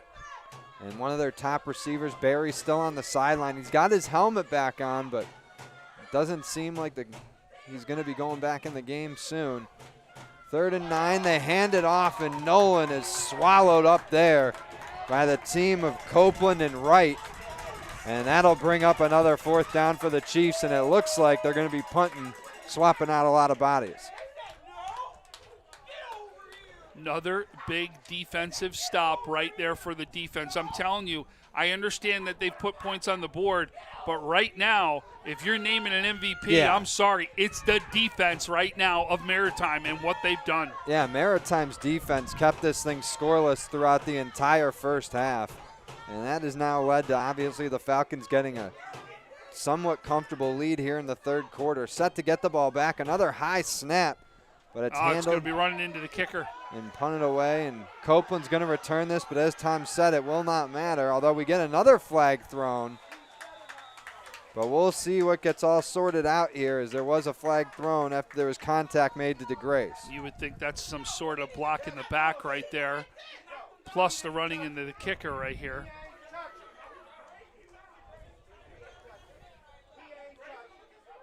So we'll see what they call. Special teams have really played the difference so far in this game. It was special teams errors that kept the ball out of Maritime offense's hands in the first half, and then a Iroquois bad snap on a punt has helped Maritime add to its lead here in the 3rd quarter. So we will see how all this gets sorted out. So it looks like it'll stay with Maritime. They had the roughing the kicker, and then did they call a block in the back on the return? Yeah, it was a block in the back plus a running into the kicker is what it was right there. And then now what you'll see is they're going to actually put the penalty right here is what they're going to do and add it on to the end of the kick right here. So it'll back Maritime's starting spot for this drive. It'll back it up a little bit. I'm sure the Falcons will take that. You know, their defense forces another 3 and out. They get the ball back, and with the wind still at their backs, this offense can add to its lead and do it with a long, successful drive here. Going to start at their own 20, 5:05 to play in the 3rd quarter. You can see the 3 backs in the backfield, which is usually a sign it's going to be a run right here. Yeah, Maritime Health Science is looking to repeat as Section 6 Class B champions, but we got a flag thrown on the far side of the field. Oh, offside? And he called that against Iroquois. Offside against the Iroquois, yep. Yeah. So that'll help the Falcons a little bit after the penalty on the punt backed them up. Well, the difference between those penalties is the other ones didn't change the down, right? You still start at a 1st and 10. This penalty now causes it to be a 1st and 5 is what it does.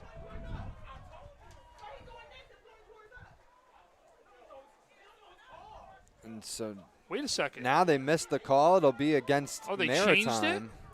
Okay. So it'll be 1st and 15. They called it as an offsides. Yeah. And then now they're changing it to a false start. That's very strange. But, again, Maritime seemingly in control of this one right now. 2-score lead into the final 5 minutes of the 3rd quarter here. Hampton, who got the last touchdown run, gets another carry here. A flag gets thrown just as he's brought down, but it took another gang tackling from the Chiefs to get Hampton to the turf. And we got another flag against Health Sciences. Another holding one, too. So, and like we said, remember, all these holding penalties aren't just from the line of scrimmage 10 yards. It's from where the penalty happened, and then you're taking 10 yards. And one of the big pieces of the Falcons' offensive line was down a few minutes ago. Darnell Gray, this was back when he was on the defensive side, but he's since returned to the field, and they certainly need him on that front unit on that Maritime offensive line. So this will back them up. Copeland has gone to the sideline for a breather. And this will now be 1st and 20 for the Falcons.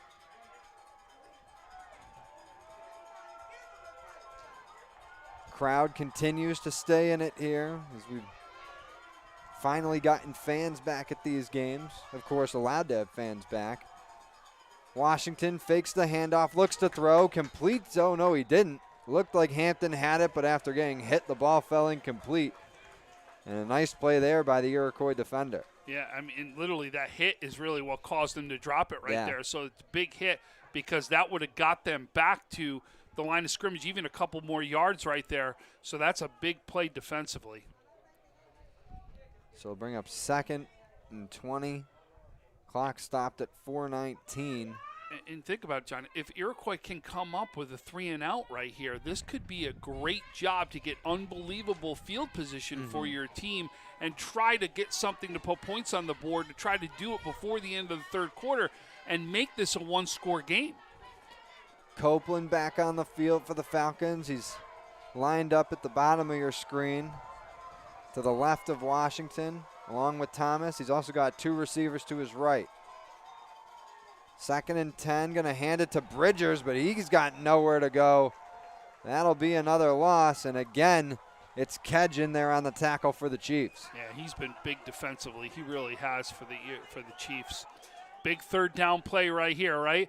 You can stop them right here. Think about this. They'd be punting right now from their end zone is where Maritime would be punting. So this is big for both teams. Maritime needs to get some room right here to make some sort of a punt, and Iroquois wants to do everything they can to keep it right where it is and make them punt from that end zone. It'll be 3rd and about 22 for the Falcons. Washington's got Bridgers to his right side. He's got a couple receivers out to his left. Now he puts Copeland in motion. He's going to hand it off to Copeland, who's got some space to run up the middle. Makes a couple guys miss, but Iroquois able to control that a little bit. He doesn't run for the first down, and that'll assumingly bring up a Falcons punt here, but Copeland making things interesting on that 3rd and long. He always does when he gets the ball. I was going to say the same thing he always does. But what he did do is give him some breathing room to make this punt right now. So he did exactly what he needed to do to be able to help himself, right? So that he wasn't backed up in the end zone and worry about it getting blocked. It's a nice bonus being able to set up the field position for your own punt. And now keeper. He's got to keep it, and that's going to be a breakdown. The punt could have been blocked. Copeland had to resort to running, and he's brought down just around the Iroquois 20. This is going to be a great spot for Kleitz and the Chiefs. And it looked like that stop was by number 59 is what it looks like for Iroquois, who is Matt Mercurio, the sophomore, 6'2", 190-pounder. So this will put the Chiefs at the 20-yard line of Maritime to start this drive. Iroquois still looking to get their first points on the board in this one as they trail 14-0 late here in the 3rd. 1st and 10, Kleitz looking to throw, and that pass incomplete. Was looking on the right side for Boole. It has been amazing in this game how much special teams has come into this game, right? Normally it's a factor, right? But it has been unbelievable of what it's done to momentum and field position in this game. And it's unbelievable, too, how much it's impacted the field position and how little of points have been scored in this one. But this is Iroquois' time right now to capitalize on the special teams right here and be able to put their first points up on the board. And if you're on the other side for the Maritime defense, this is almost time where you say, like, hey, this is where we put the hammer down. If we stop them here, like, we've got them, guys. Like, we're good. 2nd and 10, Kleitz dropping back to throw, jumps and gets a pass away in the back of the end zone, but I think Kedge was out of bounds. Yeah, he was just a little too far out there, and that'll bring up 3rd and 10. But I did say, right, look for the tight end to come up big here. That's an area where I thought could really be as a benefit to Iroquois, and they go there, have them open, just unfortunately a little outside the end zone. And this offense has still been slow to finding its rhythm here in the 3rd quarter. They've gone 3 and out on their 2 possessions in this frame. Looking to avoid a 3rd straight trip with the same fate. Kleitz sets Current in motion to the other side. Gets the snap, pitches out to Nolan. Now he'll throw. He completes it to Current, and he crosses the plane for a touchdown. Iroquois pulls out the trick play on 3rd down, and it pays off with points. The Chiefs are on the board, and they're an extra point away from cutting this lead in half. We got a hurt player, too, in the end zone right there for Maritime. Yeah, it's one of their defensive backs. But with 2:15 to play here in the 3rd quarter. John, is it Hampton?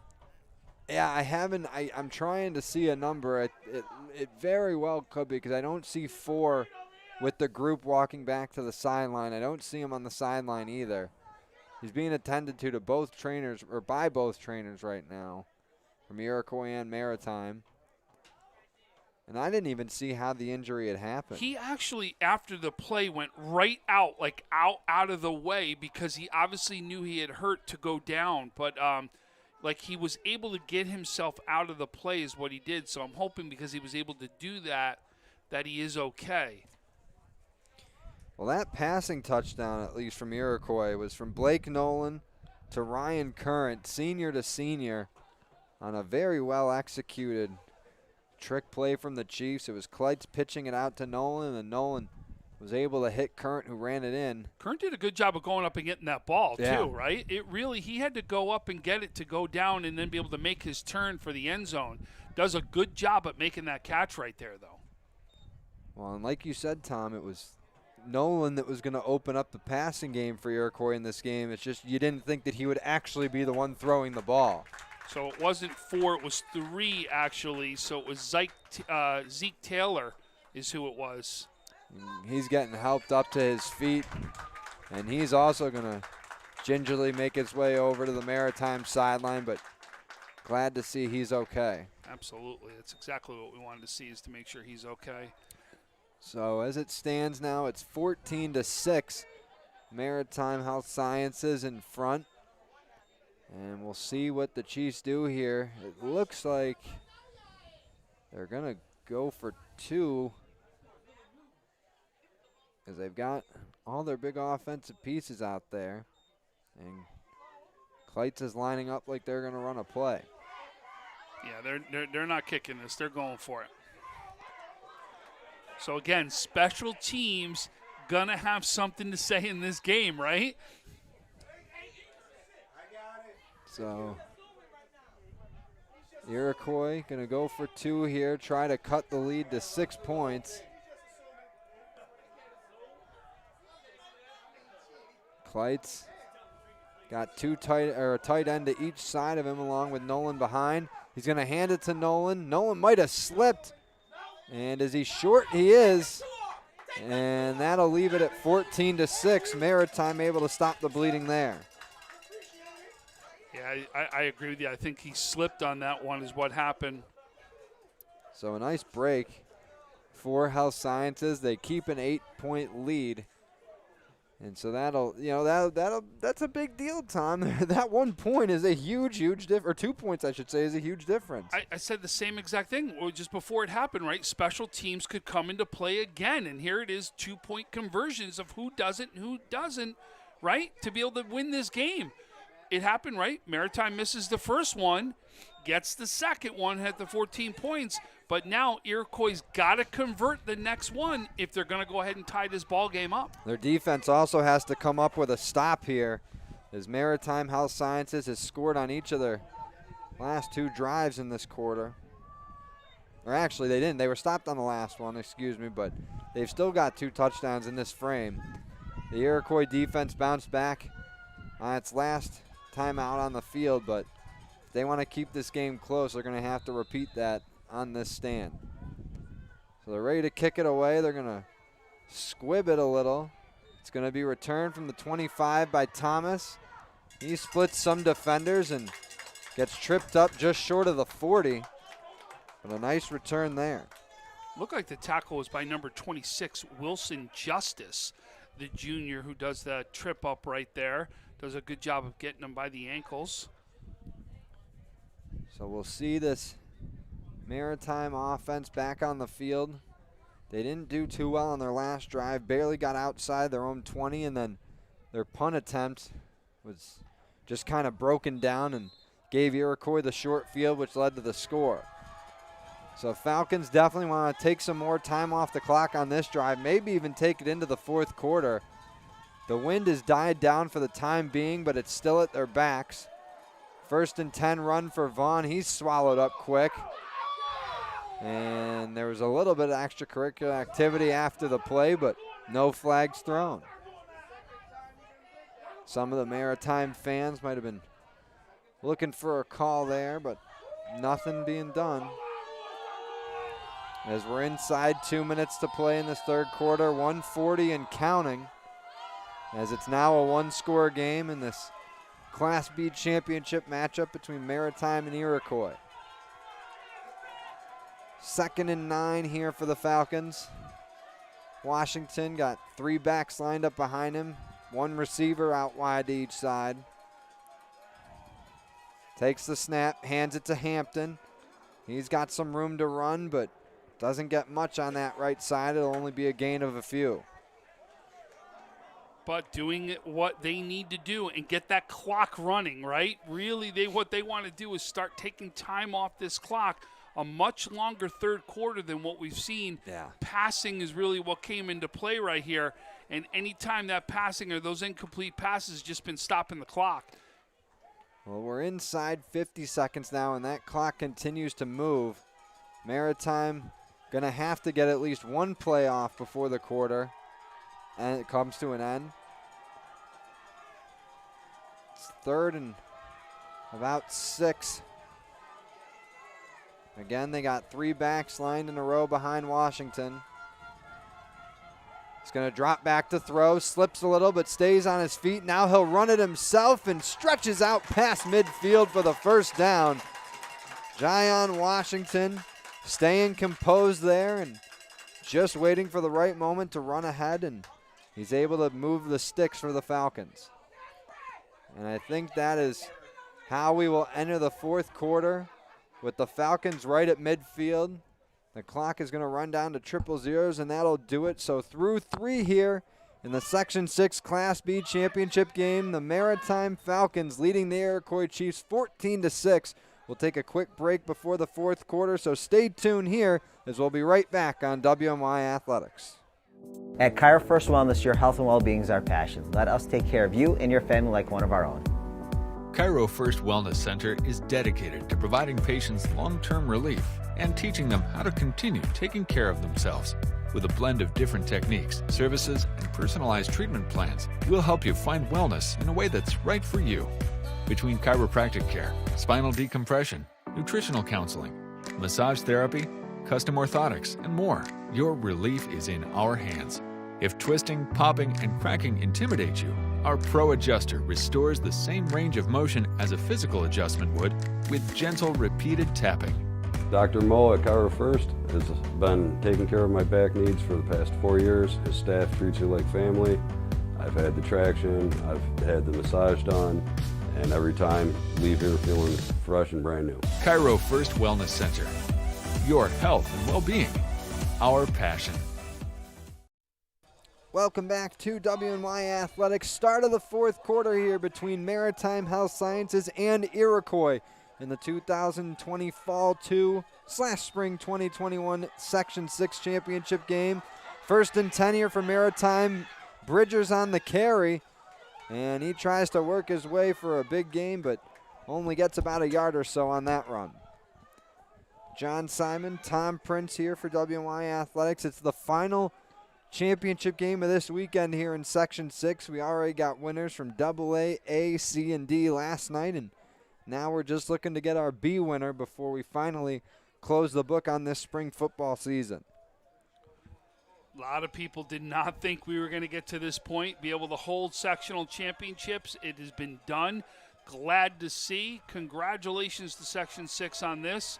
But just happy these kids really got a chance to come out and play. And we got ourselves a great game here in the season finale. 1-score game in the fourth quarter. Jameer Thomas getting the pitch on 2nd and 9, and he avoids the first tackler, finally forced out of bounds by that Falcon bench.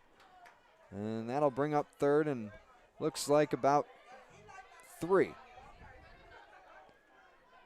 But what Maritime has done now is, you can see, using the running game to their advantage. Yeah, what they're doing now, right? What they're doing is trying to own that clock. Yeah, we expected them to do this here in the second half. Washington has a good arm. He showed in the first half, but, they didn't really get much in the passing game. It's been the run that's helped them all afternoon, and like we said, they're in control right now. Except for the one pass that went for a touchdown. Right. Where Copeland did an amazing job of making a catch. 3rd and 4. It's going to be a run for Hampton, and he's breaking away from the pack down the right side. Hampton crosses the 20, inside the 10, and he will score. Reuben Hampton is second rushing score of the game, and that puts the Falcons back up 2 scores. It's 20-6 Maritime early here in the 4th.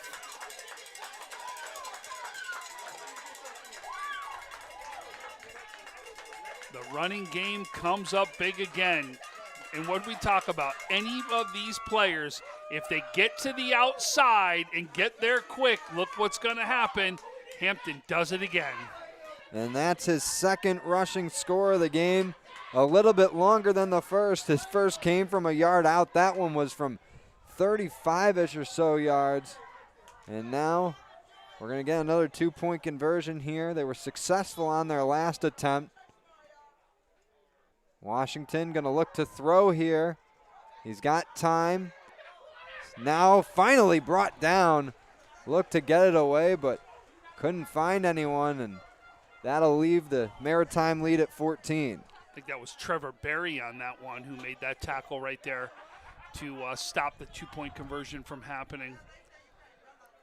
So again, special teams coming into play. It keeps the lead at 14. That's huge for Iroquois, because if that would have stretched to 16, that would have just made the mountain that the Chiefs have to climb right now a little bit steeper.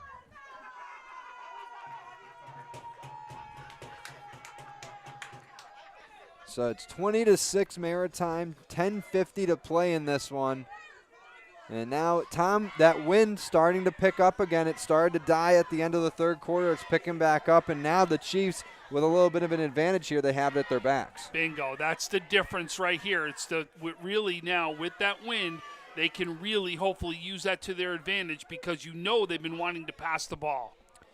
And Kleitz is without one of his top receivers, and Tyler Berry, we mentioned earlier, he took a hard hit, and since has stayed on the Chiefs sideline, does not have his helmet on.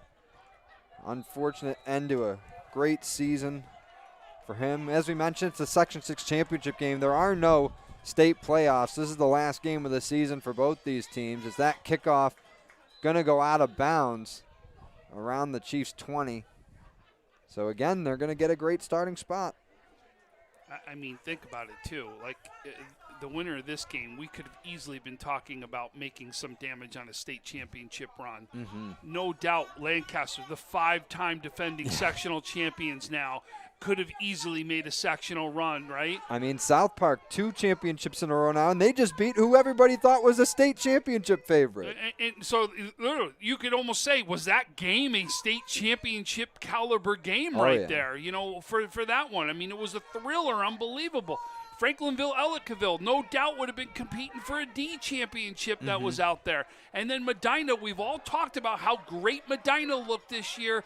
We could have seen teams really make runs and go after some big, not only capability, but capable of going after a state championship. But like we said, we're just thrilled that we got a football season this year in Section 6. They re-kicked it, Maritime, and Boole gets a nice return there as he's out across the 40-yard line.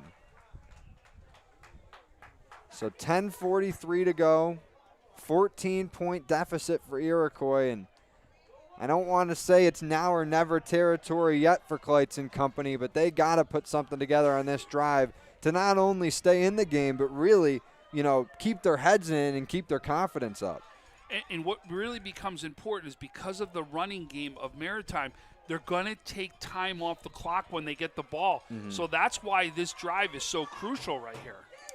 Kleitz has got 3 receivers to his right side, Boole to his left, Nolan on his left hip. He'll look to throw on first down, and there he hits Kedge, and he's got room to run. The big tight end inside the 30, and that is just what the Chiefs needed. A big completion for Kleitz, a nice run for Kedge after the catch. And that's got the Chiefs in business. They are inside the Falcons' 30-yard line. It's what we talked about earlier. Yep. I said the tight end I felt was really going to be crucial to them having success. And there they come with the big connection to their tight end right there. Kedge has done a lot on the defensive side today for Iroquois. They've looked his way a few times in the passing game. That, obviously, the biggest link up between him and Kleitz so far this afternoon. 1st and 10 for the Chiefs from the 28 of Maritime. Kleitz seeing some pressure. He's able to scoot away from it, but is brought down by Hampton before getting back to the original line. Hampton right there to help out too. I just you just see this defense for Maritime, like we've said, really stepping up today and have been the difference makers in this game so far. And I know Hampton, probably not one of the bigger names for this Maritime team. You know, they've got Copeland, Bridgers, Vaughn, Washington's the quarterback. But Hampton, he's got 2 rushing touchdowns today, and he's making plays on defense. I mean, it just goes to show you that depth that the Falcons have and just how many athletes they have that can step up on any given day. 2nd and long, Nolan on a carry here, and it's going to be even longer on 3rd down as the Falcons' defensive corps snuffs them out there. And who was it again? It was Hampton right there who comes up and makes that play and drives them backwards. You talk about it. When sometimes they'll say in games, I'm going to make somebody else beat me is what I'm going to do, right? Mm-hmm. I'm going to try to take a star out and make someone else do it. Well, guess what? Hampton's that one who's stepping up right now and making it happen. And now we got some bad news for Iroquois. Nolan is down on the field being attended to by the trainer. He's very close to the Chiefs' sideline, but that Iroquois trainer has had some work today. A couple of Chiefs getting banged up in this game, and they've already lost Barry, as we said. If Nolan can't stay in the game for this quarter as well, Tom, I mean, you're really taking out a lot of big pieces of this Iroquois offense. It looks like he's holding his left arm, elbow. yeah. So he must have landed awkwardly when being driven to the turf.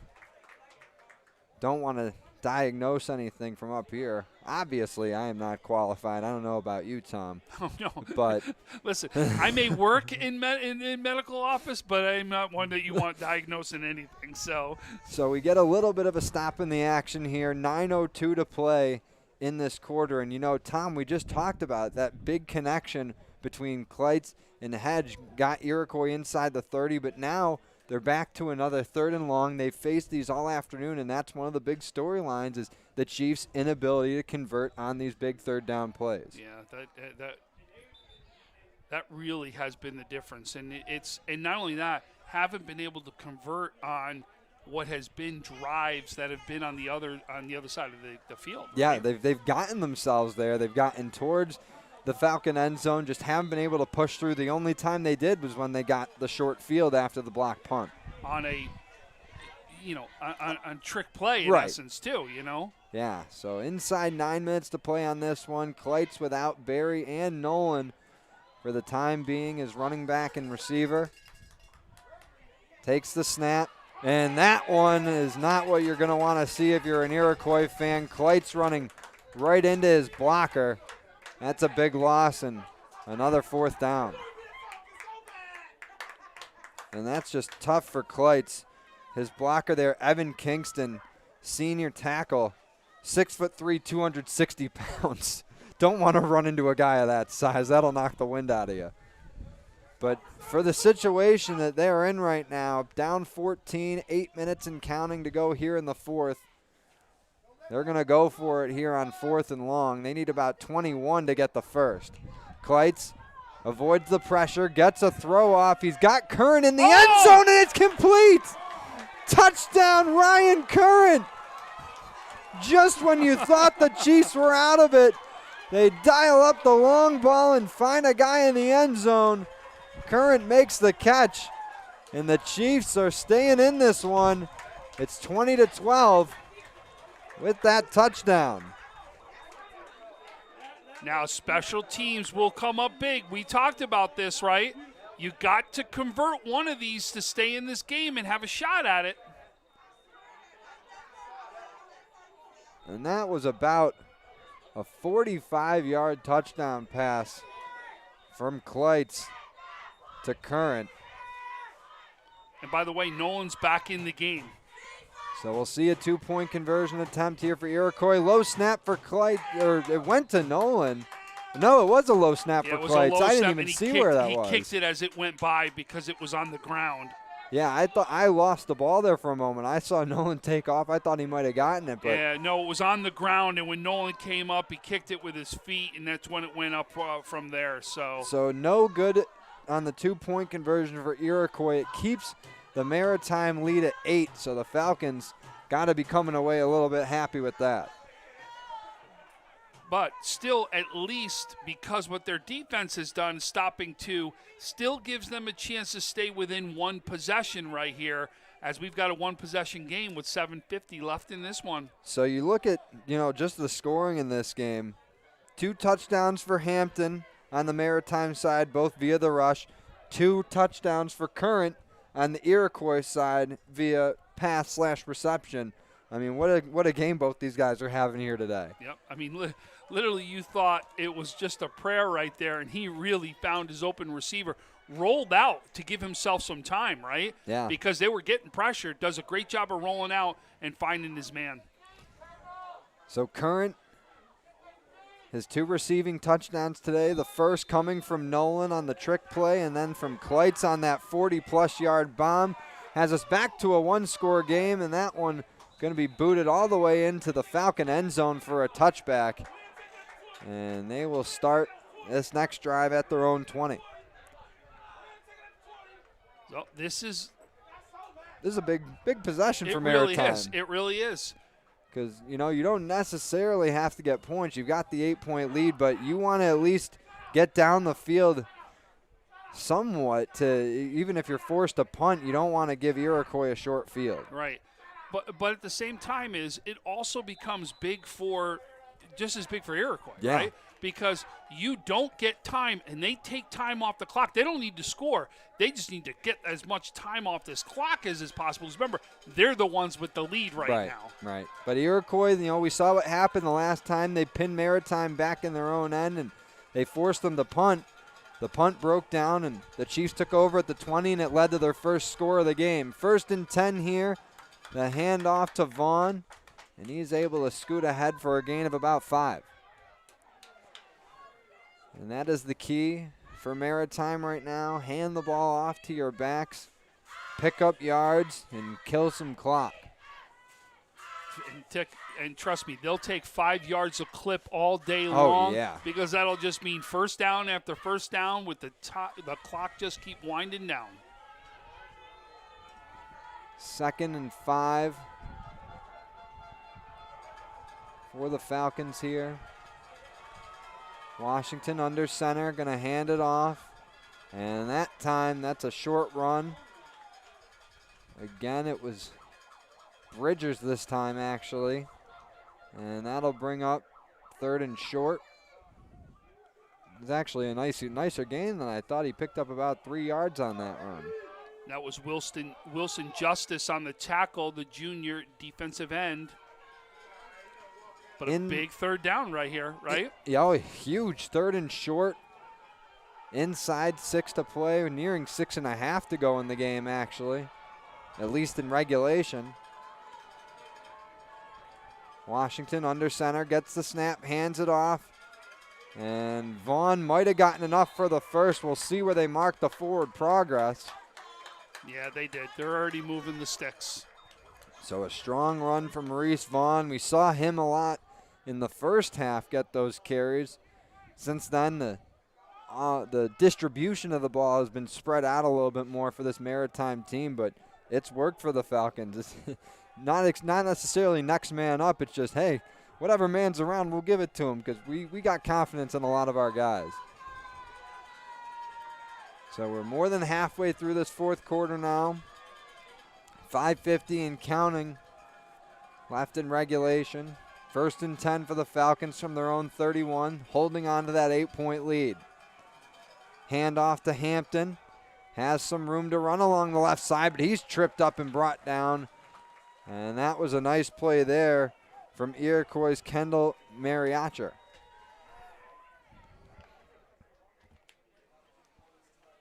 Junior safety for the Chiefs coming up with that tackle.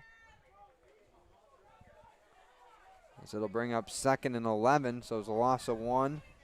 But right now for the Falcons, they'll take that 1-yard loss as that clock keeps ticking. Nearing 5 minutes to go. Maritime looking to win their 2nd straight Section 6 Class B title as we get a timeout. Iroquois looking for their first championship since 2004. That timeout called by the Falcons. They'll talk things over.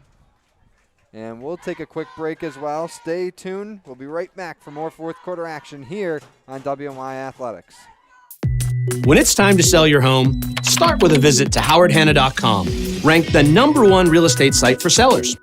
A few clicks will show you the sales price you can expect for your home. We can get you the most money in the quickest amount of time because we know where the local buyers are and how to reach them. So if it's time to sell your home, visit howardhanna.com today, and we'll match you with a local Howard Hanna agent to sell your home fast. I love being home. Welcome back, WNYathletics.com. Fourth quarter action here between Iroquois and Maritime Health Sciences in this Section 6 Class B title game. John Simon, Tom Prince here bringing you the call. 2nd and 11 here for Maritime. They're holding on to an 8-point lead here late in the fourth. Washington pitching that one out to Jameer Thomas. We got a flag thrown, but Thomas shaking a couple tackles as he's brought down after a nice gain. But we'll see if that flag brings us back. And it will. It's a false start against the Falcons. But another 9 seconds come off the clock, and it'll bring up another 2nd down.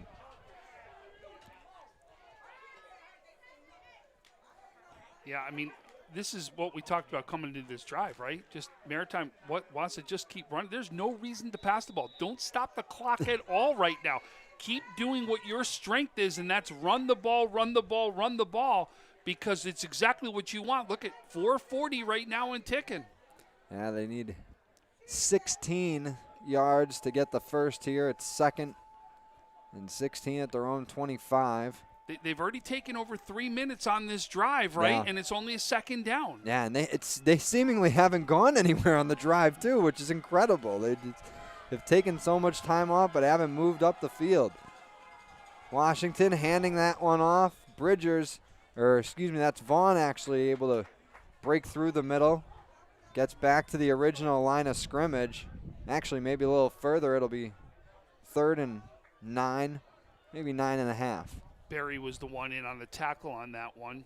So Barry back out on the field for Iroquois. No, this is 39. Oh, this is Trevor Barry. There's a couple Barrys I there. was going to say, I was like, that's great for Tyler back out there. We assume his afternoon is done, and yeah, I see him now still without his helmet on the Iroquois sideline. Great season for the senior, for the Chiefs, but just unable to get cleared to come back in this one. I'm sure if he was allowed to, he would. 3.5 to play in this one. Big 3rd down here for Maritime. Washington in the shotgun now. Gets Copeland in motion, fakes the handoff, and Washington's going to run it himself. Didn't get enough for the first. Might have made it a shorter 4th, though. We'll see where they mark it. It looks like it'll be about 4th and 4. 4th and 5. I don't know. The down marker guy can't decide where he's going to be placed over there. It'll be 4th and 6 from the Maritime 35.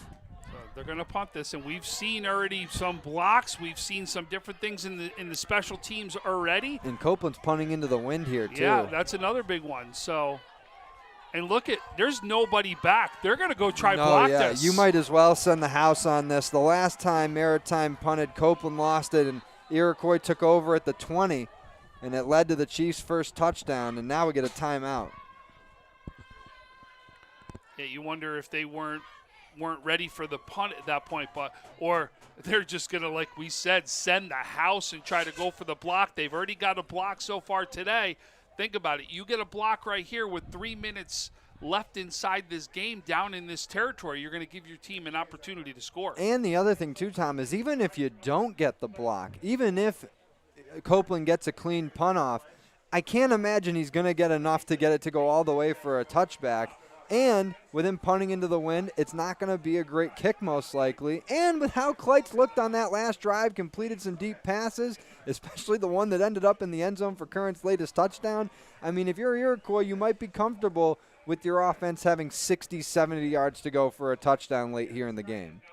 It looks like nobody's coming back right now, so they're going to try to block this is what they're going to do. Yeah, Nolan back out on the field for Iroquois again. And now they're going to send Nolan back. He is around the Chiefs' 40. But I would still assume that Iroquois is going to send some guys here to disrupt this kick. Oh! It's a high snap. Flag is thrown. Copeland able to handle it and gets it away. It'll take a bounce around the 40. Nolan, riskingly taking a dive at that one. He's able to control it. False start. So will we get a So the question is, do you make him re-kick Yeah. it? Yeah. I assume you would, just with how the snap was. Or are they going to add it on to the end? Right. They may even say add it on to the end. I mean, they've got good field Right, position I would right take now. that if I was Iroquois. I would take the adding of the yards at the end. So they're going to repeat the down. They're going to make him re-kick it. All right, that's, either way, something will happen. It was a bad snap. It could happen again, and I guess Nolan might have known that the flag was already thrown because that was a risky play diving for that ball with one of the Maritime players right near him because that could have ended this one. It took a few more seconds off the clock, about 8. It was 3:16. Now it'll be 3:08. Maritime backs up another 5 yards. The snap will come from their own 29. Copeland is lined up around the 19. Nolan, however, staying right around the Chiefs' 45.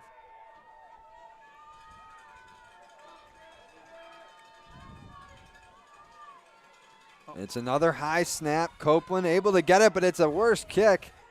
And that'll be recovered just inside the 40 of Maritime. So this is what the Chiefs wanted. They wanted an opportunity to tie this thing up. 3:02 to play in this one. 8-point deficit. And Kleitz in the offense back on the field looking to stay in this one and maybe even force some overtime. Yeah, Copeland did a great job on the first one to be able to stop that high snap and be able to kick that one off. Isn't able to, he stops it from being a turnover, no doubt about that, but then has to kick it, and unfortunately it's low. And now special teams again coming into play. So you got 2 receivers to each side of Kleitz. He's going to throw on 1st and 10 here, able to get it away as he felt some pressure from behind. And that pass will go incomplete, but once again, Maritime able to quickly get to the quarterback. That time, Jazeer Fluker, the freshman, bringing the pressure to Kleitz. Yeah, he does a great job of putting some pressure because he has to get that one off. So no gain, but no loss for the Chiefs. 2nd and 10. Under 3 minutes to play in this one. It's the final sectional championship game here in Western New York this weekend. Maritime looking to repeat as B champs. Iroquois looking to get their first sectional B title, their first overall since 2004. Kleitz looking for Curran on 2nd and down. He completes it. Curran makes the catch, and they mark him down inside the 5. And I don't know how much more you can say about the game that Ryan Curran is having this afternoon for Iroquois, but Kleitz put that right where he got it. That was a perfect throw by Kleitz. Give Kleitz huge props on that one. Oh, wow, did he put that right where he could catch it. What a throw right there. Unbelievable play as we're now talking about this could be a 2-point conversion of whether this game could be tied if they can get this in right here. And Curran, just a nice job to muscle the ball away from the defender, keep it in his possession. It's now 1st and goal for the Chiefs at the 3-yard line. 2:20 to go in this one. Kleitz takes the snap, hands it to Nolan, and he will cross the goal line for the Chiefs touchdown. And that makes it 20-18 Maritime. And as Tom said, we are just a successful 2-point conversion away from a tie game here. Iroquois has not converted one yet. This is big. They've got to convert it for the first time today. And that's their first touchdown via the run today. Nolan's first rushing score. He was credited with the pass on the first touchdown for Iroquois as we get a timeout called here by Maritime. But their defense will have to talk things over here, as this is now the biggest play of the game, at least to this point so far. Absolutely. Listen, it's the difference of right now the game, because you do not want this ball. If this ball goes back to Maritime and they run it, they're going to run the clock right out. Yeah, absolutely. So 2:16 to play in this one. 2-point lead for Maritime. A stop would put them in great position to win this game. And if Iroquois successfully converts, we got ourselves a tie with short time to go here in the fourth. But what a game here for this Iroquois offense, especially here in the fourth quarter. You know, they were down 14-0 at one point in the third, made it a one-score game, then went back down 14 early in the fourth. But back-to-back touchdowns in the last 5 minutes and change here have given us this 2-point differential on the scoreboard. So are they doing some sort of wildcat here? I mean, Kleitz is on the sideline. They must be. Yeah, Kleitz doesn't even have his helmet on. Nolan is lined up at quarterback. He's got Current to his left, Kedge to his right. And right behind him in the backfield is DeGrace. And now we got a flag. And is that going to be delay a game on Iroquois? No, it's going to be against Maritime. They have too many men on the field. Yep. Royster is going to come off. Falcons had 12 guys on. That'll help Iroquois a little bit, as they have yet to successfully convert on a 2-point attempt. You'd expect this is just going to be Nolan right up the gut right here. Yeah, you'd have to imagine. Maritime packing the box. It's going to go to Nolan. He's going to run it himself, and he gets through for the 2 points, and Iroquois has tied this thing up. What a run in the late fourth quarter here for the Chiefs. Back-to-back scores, their first successful 2-point conversion, and things are all knotted up at 20 here at Johnny B. Wiley Field. Wow, this is the way to finish it, John. It really is. You have the first half completely defensive-oriented by both teams, a 0-0. And then the second half, the strengths of the offenses come out as Maritime's been able to run the ball, do what they can offensively. And here you go, Kleitz comes up big with 2 touchdowns, amazing passes. This is the game you wanted. Boy, we got a great one here. So Nolan doing it for Iroquois at the end of that drive. His 3-yard rushing score plus the run-in on the 2-point conversion has tied this thing up at 20. And now the Chiefs kicking away. And it's going to be a squibber up the left side. It gets by Thomas and will go all the way into the end zone for a touchback. So Maritime will need to go 80 yards if they want to take the lead back in this one. But you know, they're at least at the benefit that it's a tie game, but you don't want to go too aggressive and make a costly mistake, quickly give it back to the Chiefs. You know, we talked about, Tom, the bread and butter for this Maritime team in the second half has been the run game, but they might have to air it out a little bit here if they want to score before the end of regulation. And I assume that they want to win this game in regulation, right? You don't want to force OT. There's no silver linings, no extra points for overtime. It's last game of the season. Section 6 Class B title on the line. You're going for it all here. 1st and 10 from their own 20. Washington going to look to throw. He stumbles, feeling the pressure, able to avoid it. Now gets a pass away, and it's complete. He was able to connect there with Taylor, and that's a pickup of about 15. Wow, how about Washington on that one? He, like you said, stumbled, comes out, be able to still get out to the outside, be able to roll out, make that pass, does it all with his legs. What a great opportunity right there that he just had. So it's a gain of 13, actually, to be more precise. It gets them out to their own 33.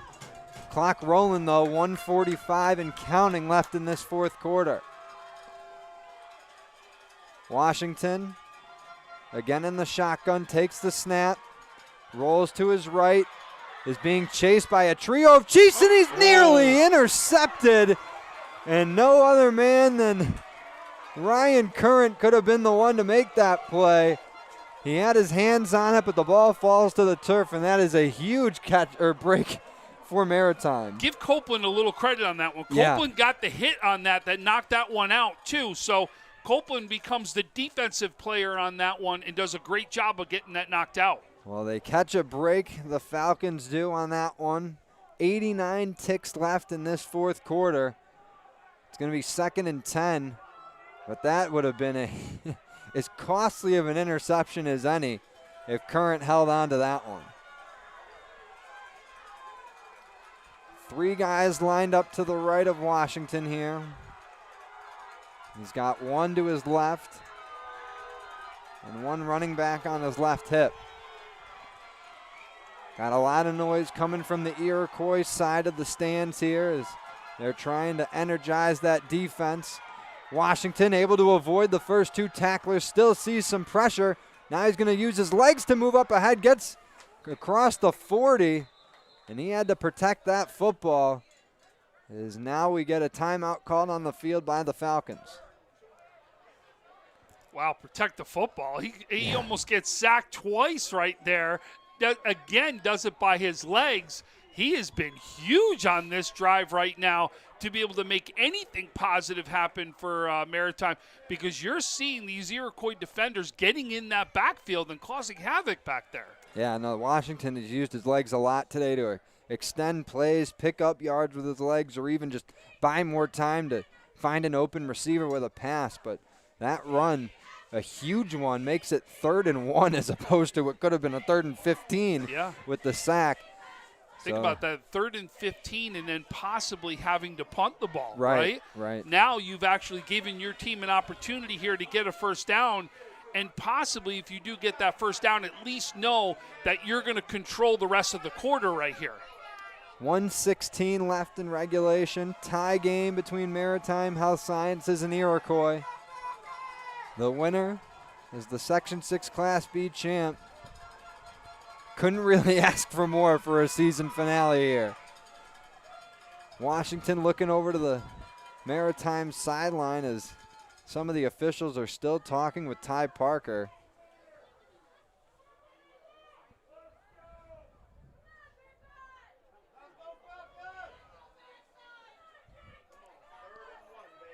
Falcons looking to cap off an undefeated league season. Their only blemish this year was a loss to St. Francis from Monsignor Martin back in mid-April, while the Chiefs looking to complete an undefeated campaign and win their first sectional title since 2004. 3rd and 1, Washington in the shotgun though here. 3 receivers to his right, but he's going to hand it to Bridgers, and he got more than enough for the first down there, as Mekhi Bridgers moves the sticks for the Falcons. Clock ticking. We're at 1, coming up on the 1-minute mark right here. Yep, Falcons right around midfield. They're going to run this play from their own 48.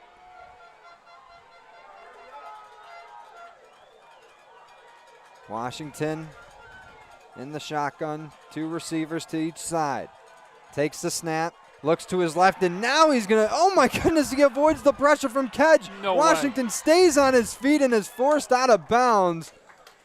What a play by Washington. It just gets better and better watching this guy dance back there. Wow. He was just avoiding. I mean, look at Kedge, I thought had him. It was Kedge. And I'm sitting there going, wow, we're going to say Kedge makes another play here. Right. And Washington comes up big again. I mean, he has avoided big plays from some of Iroquois' biggest contributors on the defensive side today. Current drops the interception with a little help from the hit from Copeland. There, Washington dances away from Edge. I mean, if Maritime ends this drive with a touchdown and wins the game, it is all these little plays that have added up to it. And he gained a couple on that run. It's 2nd and 8 right at midfield. Washington takes the snap, again sees some pressure, lets it go, and completes it to Thomas. That one just over the outstretched arm of one of the linebackers for Iroquois. It was Trevor Berry who tried to get a hand on it, but Thomas makes the catch and it moves the sticks again. 30 seconds to play. Washington will spike it. Clock stops at 26. And the Falcons at the Iroquois 35 are in business. Wow. Unbelievable. I mean, listen, Washington right now, this drive has just been all him. It's really incredible. It has just been unbelievable what he's accomplished on this drive with his arm, with his legs. It just, if they do score, you know, not that you sit here and want to say anytime it's one person, but this is an MVP type performance on this drive right here, what he's doing. Yeah, this is what you want from your senior quarterback, leading the 2-minute drill in the final minutes of the game. Tie matchup, sectional championship on the line. And now they're in business. 2nd and 10, Washington from the 35. Looks on the left side, has plenty of time to throw. Now he's got to run away from some pressure. He gets some help from the official there. Unintentionally, still pressured, and now he's just got to take it out of bounds.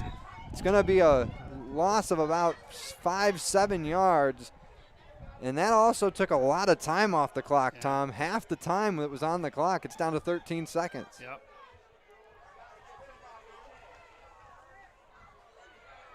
So Washington avoids any mistakes there, but like I said, backs them up 8 yards. With this time left, honestly, what I'm looking for is I'm looking for Copeland right now in a one-on-one scenario, right? Yeah, you got to get your big receiver in a one-on-one spot.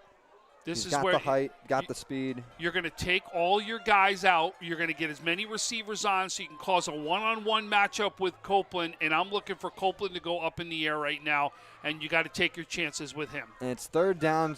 They've got 2 shots to do this. I mean, really one if you think about it. Well, it depends if he's got to roll out and do something, right? It depends on how much time is left after this play, but this one could be for all the marbles, folks. 3rd and about 18. And now we get a timeout call. It'll be from the Iroquois side. Their defense going to talk things over a little more. And what they want to do, they want to see the defense, right, or the offense. They want to see what was brought out there. What are they trying to run? And it's pretty much what we said was going to. You saw trips to the left side, one to the right side here. You saw Copeland over in traffic right there. So what happens is when you got those guys in traffic, you would think when they come out of it, there are going to be one-on-one matchups right there. And I'm looking for something there for Copeland to be able to go up and do what he can with his athletic ability as high as he can go to make a catch. Yeah, you got to imagine that that's the guy that they're going to go to. Already has 1 touchdown reception in this game. And now the Iroquois defense back out on the field, just waiting for Maritime's offense as well. But, yeah, you got to think that Copeland is going to be the one that they look for on this throw. However, some guys have made some great plays as well. Reuben Hampton, couple rushing touchdowns. Jameer Thomas just had that nice catch on the last play. But and I agree with you. There are so many guys that could. Yeah. I'm just thinking is you may have to throw one up. Yeah. You may have to throw one up, and the guy you want to go up to throw one up to, that's your guy right there. Certainly. And Copeland is going to be – they're lining him up in the slot. I thought they would have him on the outside, but Copeland is to the left of Washington. He's got 2 more out wide to the left, along with 1 on the right side. Gets the snap. Time to throw. Gets it away, and that one's short. I don't know who he was looking for there, but it lands a few yards in front of Current. And now the Falcons have a decision to make. It'll bring up 4th down, but there's 7 seconds left, Tom. So they basically can say, we can run this play, go for the end zone, but we got to make sure that there's zeros on the clock. Yeah, especially because we already saw 2 of the touchdowns as Clyte's thrown. Right. And thrown it with the wind the other way. He's going to have some room to be able to throw the ball. You don't want to put any time to make a chance of any sort of play that could happen. I agree. The fact that now, you mentioned the wind. Maritime throwing into the wind here. Yeah, that's another one. That's something that's going against them on this final play. But 7 seconds to go. Falcons at the Iroquois 38. It's 4th and long. But forget about the first down. The Falcons are looking for the end zone here, I would have to believe. Washington gets the snap, looks to the left side, sees some pressure. There's a flag on the field. He's brought down for a sack. The clock stops at 2 seconds. I think he may have gotten the face mask. That's exactly what it is. So they can't end right there on a penalty. That's a 15-yarder now that's going to go against Iroquois. And that is a huge penalty against the Chiefs. Flags have hurt both teams at points today, but that could end up being the most costly. And either way, there would have been time left. The clock stopped at 2 seconds. So it is a face mask against Iroquois. And we will get it was another. only a 5-yarder. Yeah, so, but I don't understand because the play was at the 38 before. Why is it at the 40 now? So the officials are gonna talk this over with the Maritime sideline Coach as well. Coach Parker's asking. So, whoa, wait a second. He's asking for a clarification right now, which is why the ref's over there talking to him, letting him know what happened. Because if there's the penalty, you obviously get to replay the down, but they don't move up any yards. So, Either way, this is going to be the last play now. I talked about them not wanting not needing the first down, just going for the touchdown before with 2 seconds now. So this had to be the 5-yard penalty from where the face mask occurred. Got it. And they gave a 5-yarder. That's exactly what happened here. So it ends up being a loss of 2 yards from where the line of scrimmage was on the last play for Maritime. But again, that does not matter. They're going for the end zone here. 4th and long, 2 seconds to play, and now the Iroquois defense going to strategize a little more. They call another timeout. So if this game goes to overtime, it'll be, in essence, the college rules is what we're going to see. So, and we'll get a chance to see both teams have opportunities to put their offense on the field to try to win this ball game. And that'll be fun because we haven't seen these offenses operate really inside, the red zone or goal line situations very often in this game. Iroquois was able to get down in deep towards the end of this 4th quarter and get a couple scores. But, the first one came from 45 yards out. Another one was 20 yards out. I mean, the trick play was down in the end zone, their first score. Yeah, that was about a 20, 25-yard pass play. But like I said, seeing them inside the 20, inside the 10, we haven't seen a lot of that. It's more been around midfield today, but we'll see what happens. We still got 2 seconds left of regulation here. This thing could end in crazy, crazy fashion. But it's certainly been an entertaining second half. It was 0-0 at the midway break in this one. And then Health Sciences Maritime went up 20-6 early in the 4th quarter. And then Iroquois got back-to-back touchdowns to tie things up. But it could all come down to this. 4th down, 2 seconds to play. Maritime at the Iroquois 40. Washington takes the snap, swings it out to Copeland. He's got room to run. He's across the 30 and now across the 20. And Iroquois will track him down and bring him to the turf. And that'll take us to the end of regulation through 4 quarters here in the Class B Section 6 championship game. We're tied at 20.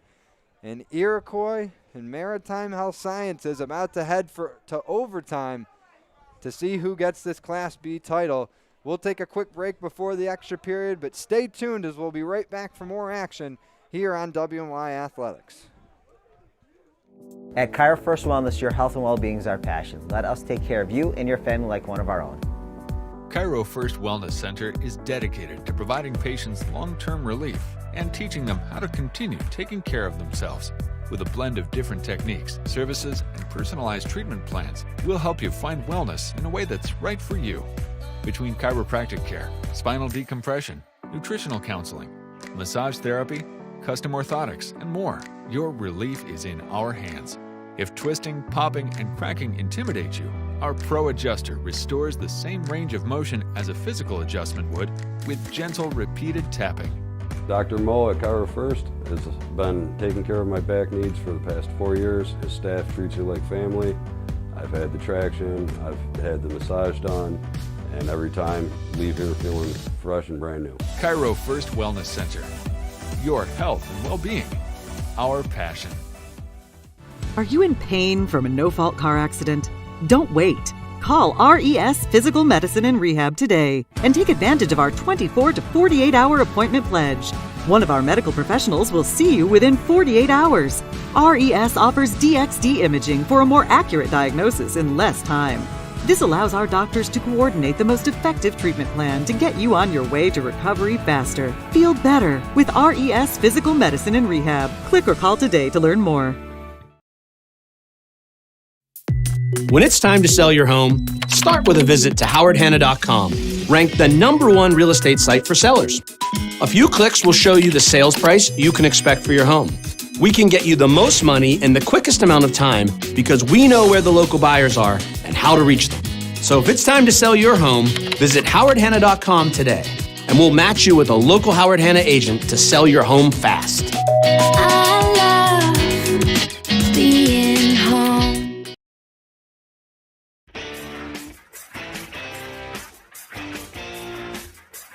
WNYathletics.com is the premier high school sports website in Western New York, providing the best sports coverage of Section 6 and Monsignor Martin leagues. Check out our page for daily game recaps and late-breaking sports news. Our online scoreboards are updated in real time. Never miss a goal or touchdown. Visit WNYathletics.com today or follow us on Twitter, like us on Facebook, and subscribe to our YouTube. Logistics Plus is a global transportation provider headquartered in Erie, PA, with locations worldwide, including right here in Western New York. Logistics Plus is consistently recognized as a fast-growing transportation and logistics company, great supply chain partner, top freight broker, leading project cargo manager, and a great place to work. With a strong passion for excellence, our 500-plus employees put the plus in logistics. Call our Buffalo office today for an efficient, personal approach for all of your transportation needs.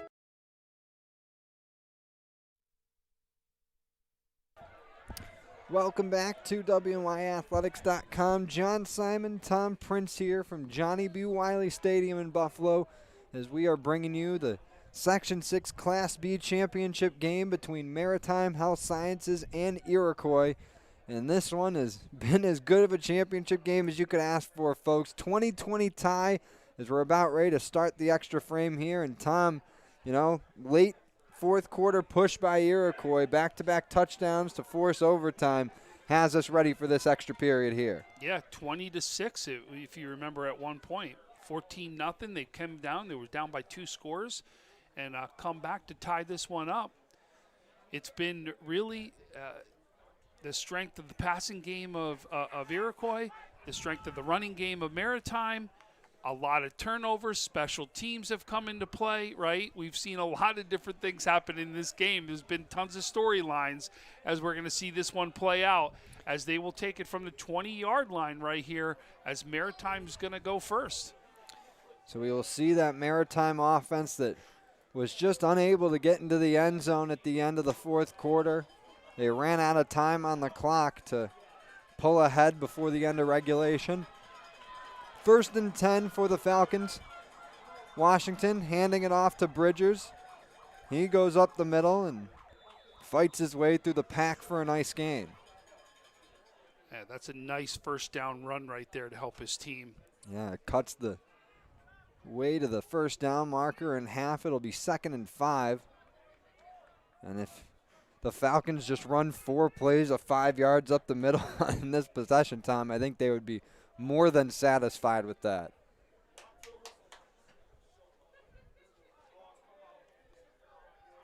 Second and 10. No time, game time, I should say, in overtime. It's just possessions, and either you score or you don't. Washington handing it off here to Hampton. He gets wrapped up, tried to fight his way back to the 15. He might have gotten 1. But that'll be a short gain, bring up 3rd down. That was a great tackle there by number 5, Nate McGoldrick, as he comes up big right there. So third, and it'll be closer to 5 yards than 4 for Maritime here. They don't have a field goal kicking unit, so they got 2 more plays left here to get the first down. We haven't seen either team try to kick an extra point or a field goal. Right. So Washington going to be under center for this third down snap. It's got Bridgers and Vaughn behind him in the backfield. He's going to pass. He's got time to throw. Let's go of one, and it's knocked down in the end zone. Was looking for Addison Copeland, but he was surrounded by 3 or 4 Chiefs there, and Iroquois able to break up that pass attempt. wow, 4th down play. And obviously they don't need to go into the end zone here. They just need about 4 or 5 yards to move the sticks. But this is biggest play of the game now for Maritime. Don't want to give Iroquois the ball with a chance to win the game with just 1 score. If Maritime finds the end zone in this possession, obviously Iroquois gets a chance to respond and either tie the game up or win. But we'll see what happens. 4th and 5, Washington rolling to his right, gets the pass out there, and it's too far out of Hampton. It falls incomplete. The Iroquois defense gets a stop, and now the Chiefs offense will come out with a chance to win this game. You just don't want to celebrate too early. Remember, you still got to get in the end zone still, as now your offense is going to come back out here. And again, big choice right here, as you're seeing, is Iroquois is going to be able to throw with the wind at their back again right here. Yeah, that's huge. That certainly helped the Chiefs in their 4th quarter comeback. They had the wind at their backs, and Kleitz was able to throw for a 40-plus yard touchdown to Current. That made it a 1-score game, and then Nolan ran it in from 3 yards out in the final 2 minutes and change to knot this thing up at 20. So Kleitz, Nolan, and company back out on the field. They're at the 20 to start this one. Like we said, if the Iroquois Chiefs score on this drive, they win and are Class B champs. Kleitz looking to throw, could end it on this one, and was looking for Hedge. That one incomplete, but we have a flag thrown. That might be a pass interference call against the Falcons. That's a big call right there if that happens. It's going to be a hold, it looks like, defensive holding. Okay, so a hold, no pass interference, but very aggressive look on first down there from Kleitz, looking for his trusty senior tight end, Noah Kedge, who's made some big catches here this afternoon. I don't know if you've been noticing, but right in front of us, Iroquois been practicing for a field goal kicker to come out as they were practicing their everything to set up the field goal. So let's see. They will go for a field goal, it looks like, if they have to. 1st and goal from the 10 for the Chiefs. They got plenty to work with before possibly having to make that field goal attempt. Kleitz gets the snap, pitches it out to Nolan. He's got room to run on the right side, going for the corner of the end zone. Did he get there? No, he's just short. They mark him out of bounds. We'll see where exactly. And it looks like it's going to be around the 2-yard line. But the Iroquois sideline is fired up. Their fans are as well. And the Chiefs are looking to make this push into the end zone and lock up this sectional title. You expect to see Nolan right here. I mean, I would be shocked if it was anything but. They lined up with a wildcat formation, had Nolan take the direct snap when he scored the tying touchdown late in the 4th, but he's in the backfield here. And now we get a timeout call by Maritime Health Sciences, as this defense, we've talked about it all afternoon, Tom, more so in the first half, but they've made some big stops, and now they're going to need to come up with a couple in order to keep this game going. Yeah, and again, and you're also going to be worried about they've got a kicking game, you know what I mean? Mm-hmm. So it'll certainly be interesting. Like we said, this Maritime defense had a great first half, kept this thing scoreless. A couple turnovers from the Falcons offense, plus some errors on special teams, gave Iroquois a couple extra possessions, but the Falcons defensive group kept this thing scoreless, helped their team build a lead early in the second half, but really, since the early stages of the fourth quarter, this thing has been all Iroquois.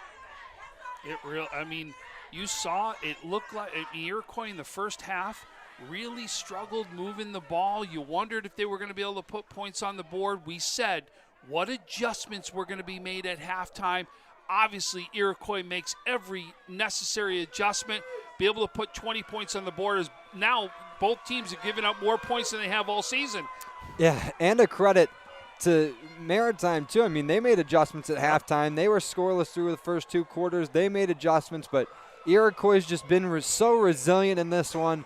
2 scores, down 14 in the fourth quarter to tie this thing up, and now they're 2 yards from a victory. Low snap. Kleit's able to handle it. Hands it to Nolan. He's trying to run his way through, and he's going to be stuffed. Maritime might have even pushed him back a yard or 2. And that'll bring up 3rd down. Yeah, that was a low snap. Kleitz does a great job of picking it up off the ground, right? As it's a tough snap to be able to do something with. He does, and still able to hand it off to Nolan right there. But the defense comes up big again by Maritime. Yeah, they've done it all afternoon, like we said, and just need one last push here. 2 plays. The Falcons got to get stops on. 3rd and goal from the 4 here for Iroquois. They've got this direct snap formation for Nolan. He's going to take it. He's going to run it to the right side. Gets some blocks. He slips but stays on his feet. And no, it looks like they're going to rule him down. His knee touched the turf. And now, Tom, you mentioned Iroquois was practicing the field goal kicking, or snapping at least, on the sideline. Do they elect to go there on 4th down here? So, yeah, remember, high school rules. Knee touches the ground. Doesn't matter what the reason is. It's down at that point. That's the reason why that play stopped right there. And it looks like Iroquois is going to talk this over. Do we kick it? Do we go for it? What do we do? Unbelievable. This is going to be a big decision of whether it could be a team wins or loses this game. Yeah, no matter, I mean, if they get points, no matter how many, they win the game. Now, if they don't, they get the ball right back, I believe, right? Is it like college where it's reversed? So now Iroquois will get the first possession of the second overtime, and then Maritime will get the second possession of that. So for the Chiefs, they got to be thinking, we just got to get points here. That's all it is. We just got to get points. I don't know how confident they are in the kicking.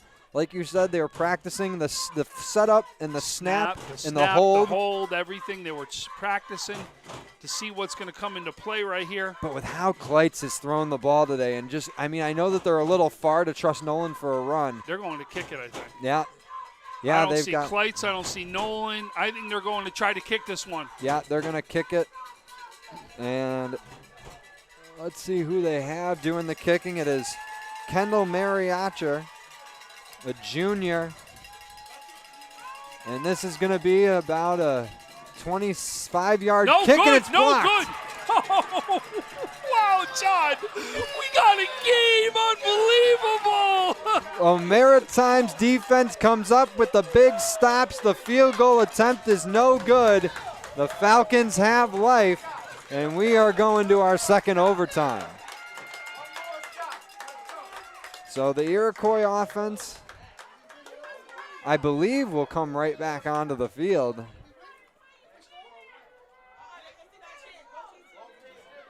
And I am just waiting to see as well, are we going to stay on this side of the field? Because that's going to play a big difference. Both teams throwing with the wind at their backs as opposed to throwing into the wind. Or do they do another coin flip?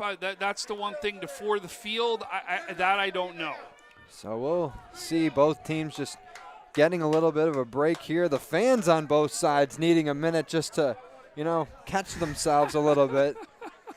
Unbelievable.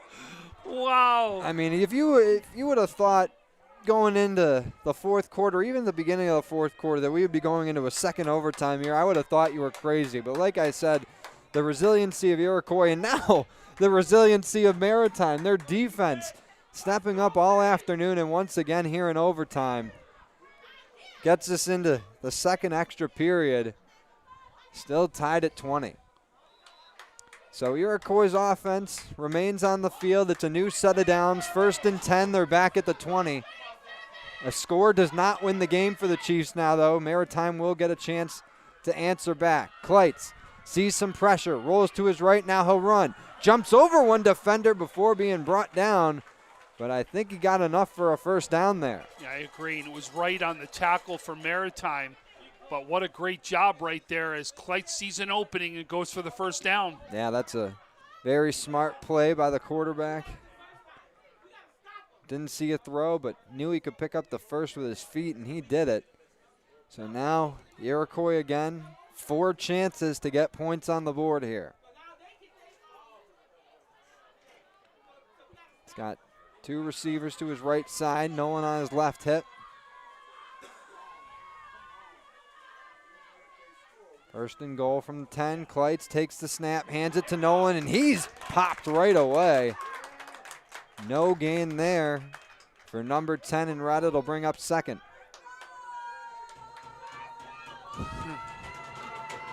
Wow, and you're seeing it absolutely the loudest we've seen since early in the game, right, when we first started this whole thing. I was going to say this Maritime side of the stands was quiet just from being a little nervous during Iroquois' last possession. Now, with a little bit of breathing room and a little bit of resurgence, the Falcons faithful have some life again. Second and goal. Might have been a loss of 1 or 2 for Nolan on that last carry. Kleitz remains in the shotgun. Hampton almost went off sides, but no flags. Now we get one thrown as Kleitz is trying to dance his way into the end zone. He crosses the plane. But we'll see where saying he was down. It was down at the 1. Now the C is the flag. Yep. Which is normally in the spot of a hold is where that is, and you saw the ref point towards the Chiefs. So that will be a holding against Iroquois. It'll back them up, and that certainly helps the Falcons.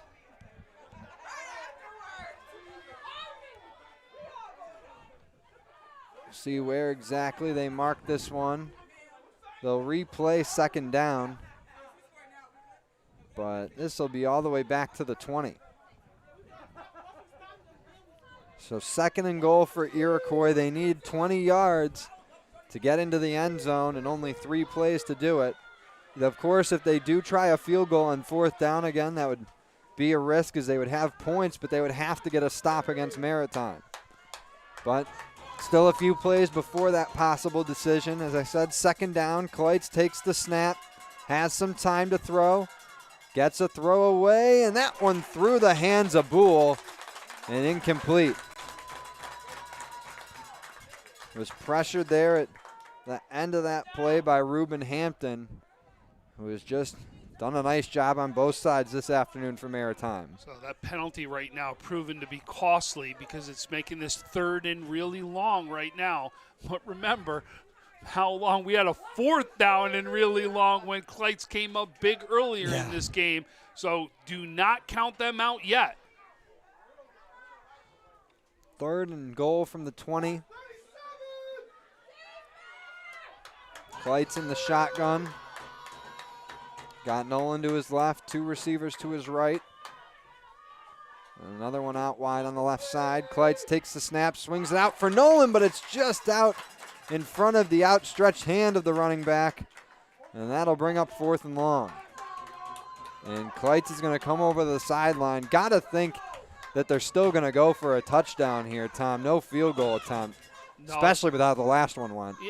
And this would be a long field goal. It really would. I mean, I think that was a purely win the game sort of thing. You had to go for it there. It was a close shot at it. It was almost at it like an extra point. I understood why they made that call. Completely agreed. So they got tight end Ryan Current lined up to the left side of Kleitz. He's got 2 touchdown receptions already in this game, including one of about 40-45 yards back in the 4th quarter. Current in motion now to the right side. Kleitz takes the snap on 4th and goal. Iroquois needs a touchdown, and Kleitz is going to be brought down for the sack. In there for the tackle for Maritime was Isaiah Jean-Pierre, the 6'4 senior linebacker, defensive end. And that brings the Iroquois drive to an end. And now the Falcons offense comes out with a chance to win the game. Been all about defense here in the overtime, right? We said it earlier in the game. Yep. We could be talking about the player of the game being the Maritime defense, and they have been huge in this overtime. Absolutely. Now, let's see if the offense can do something, as they're going to get a chance right now again. It is just wild how this game has gone. Defensive stalemate all through the first half. High scoring, back and forth punches in the second half, and now defense is coming up big in overtime. First and goal for Health Sciences from the 20. First and 10, excuse me. Handoff to Vaughn. He's got some room to run along the right side. He gets the first down and more as he's brought down inside the 10. Now it'll be first and goal for Maritime Health Sciences. That was Maury Archer on the tackle right there. First and goal for the Falcons. They're at the 7-yard line of Iroquois. And like we said, a touchdown wins the game. Maritime will be Section 6 champions for the second straight season. But first, we get a timeout from the Falcons side. Or excuse me, Iroquois. I had two officials pointing two different ways. But yes, that's a timeout for Iroquois. Good timeout right here, right? Yeah. You want to calm your team down right now at this point, especially after a big first down play right there.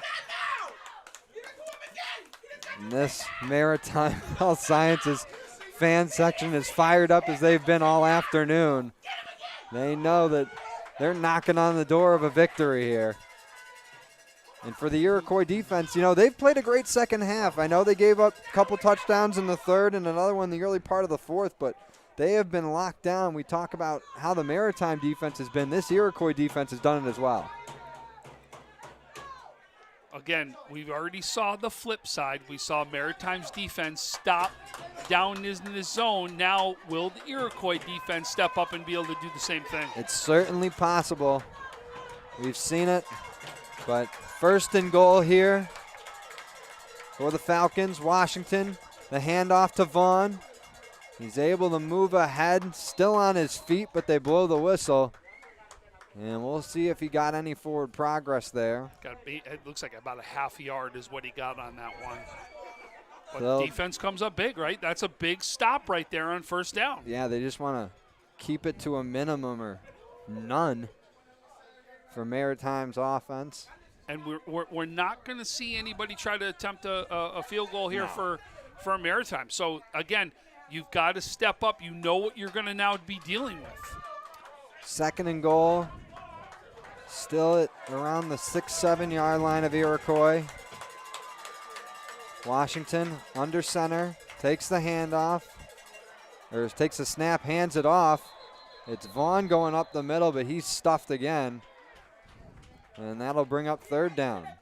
It looks like that stop. The first one there was number 50, Matthew Lagares, the senior linebacker, 6'1", 195-pounder, as he clogs that one hole up right now.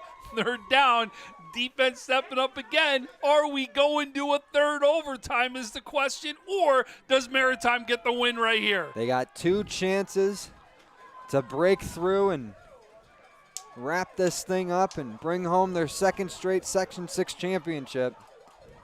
Iroquois looking to keep this thing going. Third and goal. Washington under center again. Maritime back in that three-back formation. Washington fakes the handoff. He's going to run it himself. Has some space, and he's forced out of bounds after a short gain on the right side. And that'll bring up a huge fourth down here. Here we go again. Wow. It looks like it was Barry who knocked him out of bounds right there. I can feel just everyone's breath being held in right now in this stadium, whether you're on the Maritime side, the Iroquois side, even if you don't care who wins this game, there's still just so much tension right now. But they're going to run this from the 3-yard line, fourth and goal. But before we get the play, we get another timeout from Maritime, as this is quite obviously the most important play of the season for the Falcons. Oh, for Iroquois, too, Yeah. though. It doesn't matter. It's most important for both teams. Well, they don't want Iroquois to talk things over. If it was up to them, they'd say it's our timeout, but their defense stays on the field. But both units getting a chance to talk things over here. But we've talked about all day, all afternoon. What a great weekend of sectional championship football here in Western New York. 4 great games yesterday, an all-time classic in front of our eyes here this afternoon. And one last night, too. The Jamestown South Park was Yeah. a classic there as South Park comes up big in overtime there. Lancaster now the 5-time defending sectional AA champions. How about Franklinville-Ellicottville down there going against their former coach at Salamanca, right? Yep. Coach Bertozik down in Salamanca. Franklinville-Ellicottville gets the win. And then we've talked about Medina comes up big again as we see Brian Fry come up big as they win against Southwestern. It's just been a great final weekend to what was a great spring football season here in Section 6. Can't wait to return to more normalcy in the fall, but we got ourselves a great game here to wrap up this spring season. Class B championship on the line here in Section 6. 4th and goal from the 3 for Maritime Health Sciences. Washington takes the snap, hands it to Vaughn, and he breaks through for the touchdown. The Falcons win it in double overtime, and they are your 2021 Class B Section 6 champions.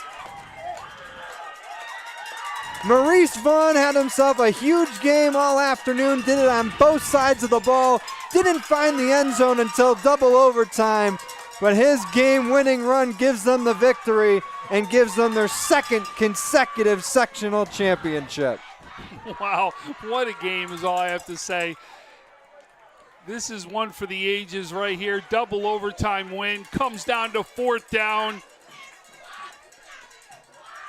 And we just talked about it, the amount of talent that this Maritime Health Sciences team had. You had no idea who was going to get the ball on that last play. When you got half a dozen guys that boast so much speed, athleticism, talent, you can run plays like that, you can keep defenses on their toes, and there, Vaughn, he could have ran 4 more blocks after crossing that plane. He couldn't wait to get that ball into the end zone. And if you look just before the play started, Hampton was originally in that spot. And then Vaughn and Hampton switched out at the last second. Vaughn goes in to take it in to go exactly what you talked about. It could be any of these guys that were running the ball. There's so many effective running backs over there for that Maritime team. So a 26-20 double overtime victory gives Maritime Health Sciences their 2nd straight Section 6 Class B title.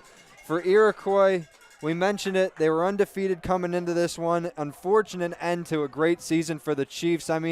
They've now put together 2 back-to-back great seasons. They were 6-2 last year, 1 loss this year. Their only 3 losses over the last 2 years are to quite literally the best team in Section 6 Class B Maritime. So for Iroquois, shouldn't be hanging your heads at all after this game. It's a tough way to go out, but you gave one of the best teams in this area a heck of a fight this afternoon. Yeah, no doubt. We're about to do the character athletes of the game. We're going to turn this over in a second, and when they announce the character athletes of the game, we will let our public address announcer, Charlie Comerford, as many people know, the athletic director at Maritime, he's going to announce who they are. And they're going to go out. So the minute they do set this announce, we're going to turn it over to them. We'll see who those players are. But just an unbelievable game here today. What a way to finish this off. You couldn't have asked for a way to finish this off better than this. Yeah, and you just look at the entire last 2 days. 3 teams repeating as sectional champions. We got 2 new sectional champs in Medina and Franklinville-Ellicottville. And like I said, again, just a fantastic ending to about a month-and-a-half season that many people didn't think was going to happen. But Section 6 did it. These guys had a blast. And like I said, just a great final 5 games to end this spring season. We got a great way to start off, the regular season in the fall once it starts up again in September. Oh, yeah. And think about how ready some of these underclassmen are going to be for this one. But Maritime Health Sciences lined up on their 40 for the post-game awards. Iroquois now lining up on theirs as well. And as Tom said, we will turn it over to the public address announcer. Today's character award, sponsored by Cross Training Athletics, Section 6 in Salins, That's as loud as it goes. will be presented to the athletes who have set the example in speech, conduct, love, faith, and integrity. From Iroquois, Paul Donahue. Anyone here? From Iroquois, Paul Donahue.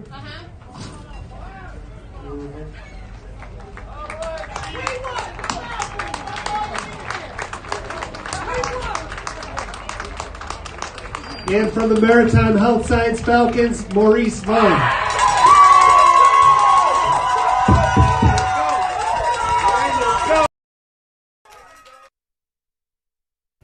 So there you have it, Maurice Vaughn for Maritime Health Sciences and Paul Donahue, senior lineman for Iroquois, named your character players of the game. Great honors to both of them. Congratulations, and again, congratulations to Iroquois on a fantastic season. Congratulations to Maritime Health Sciences on once again being Section 6 Class B champions.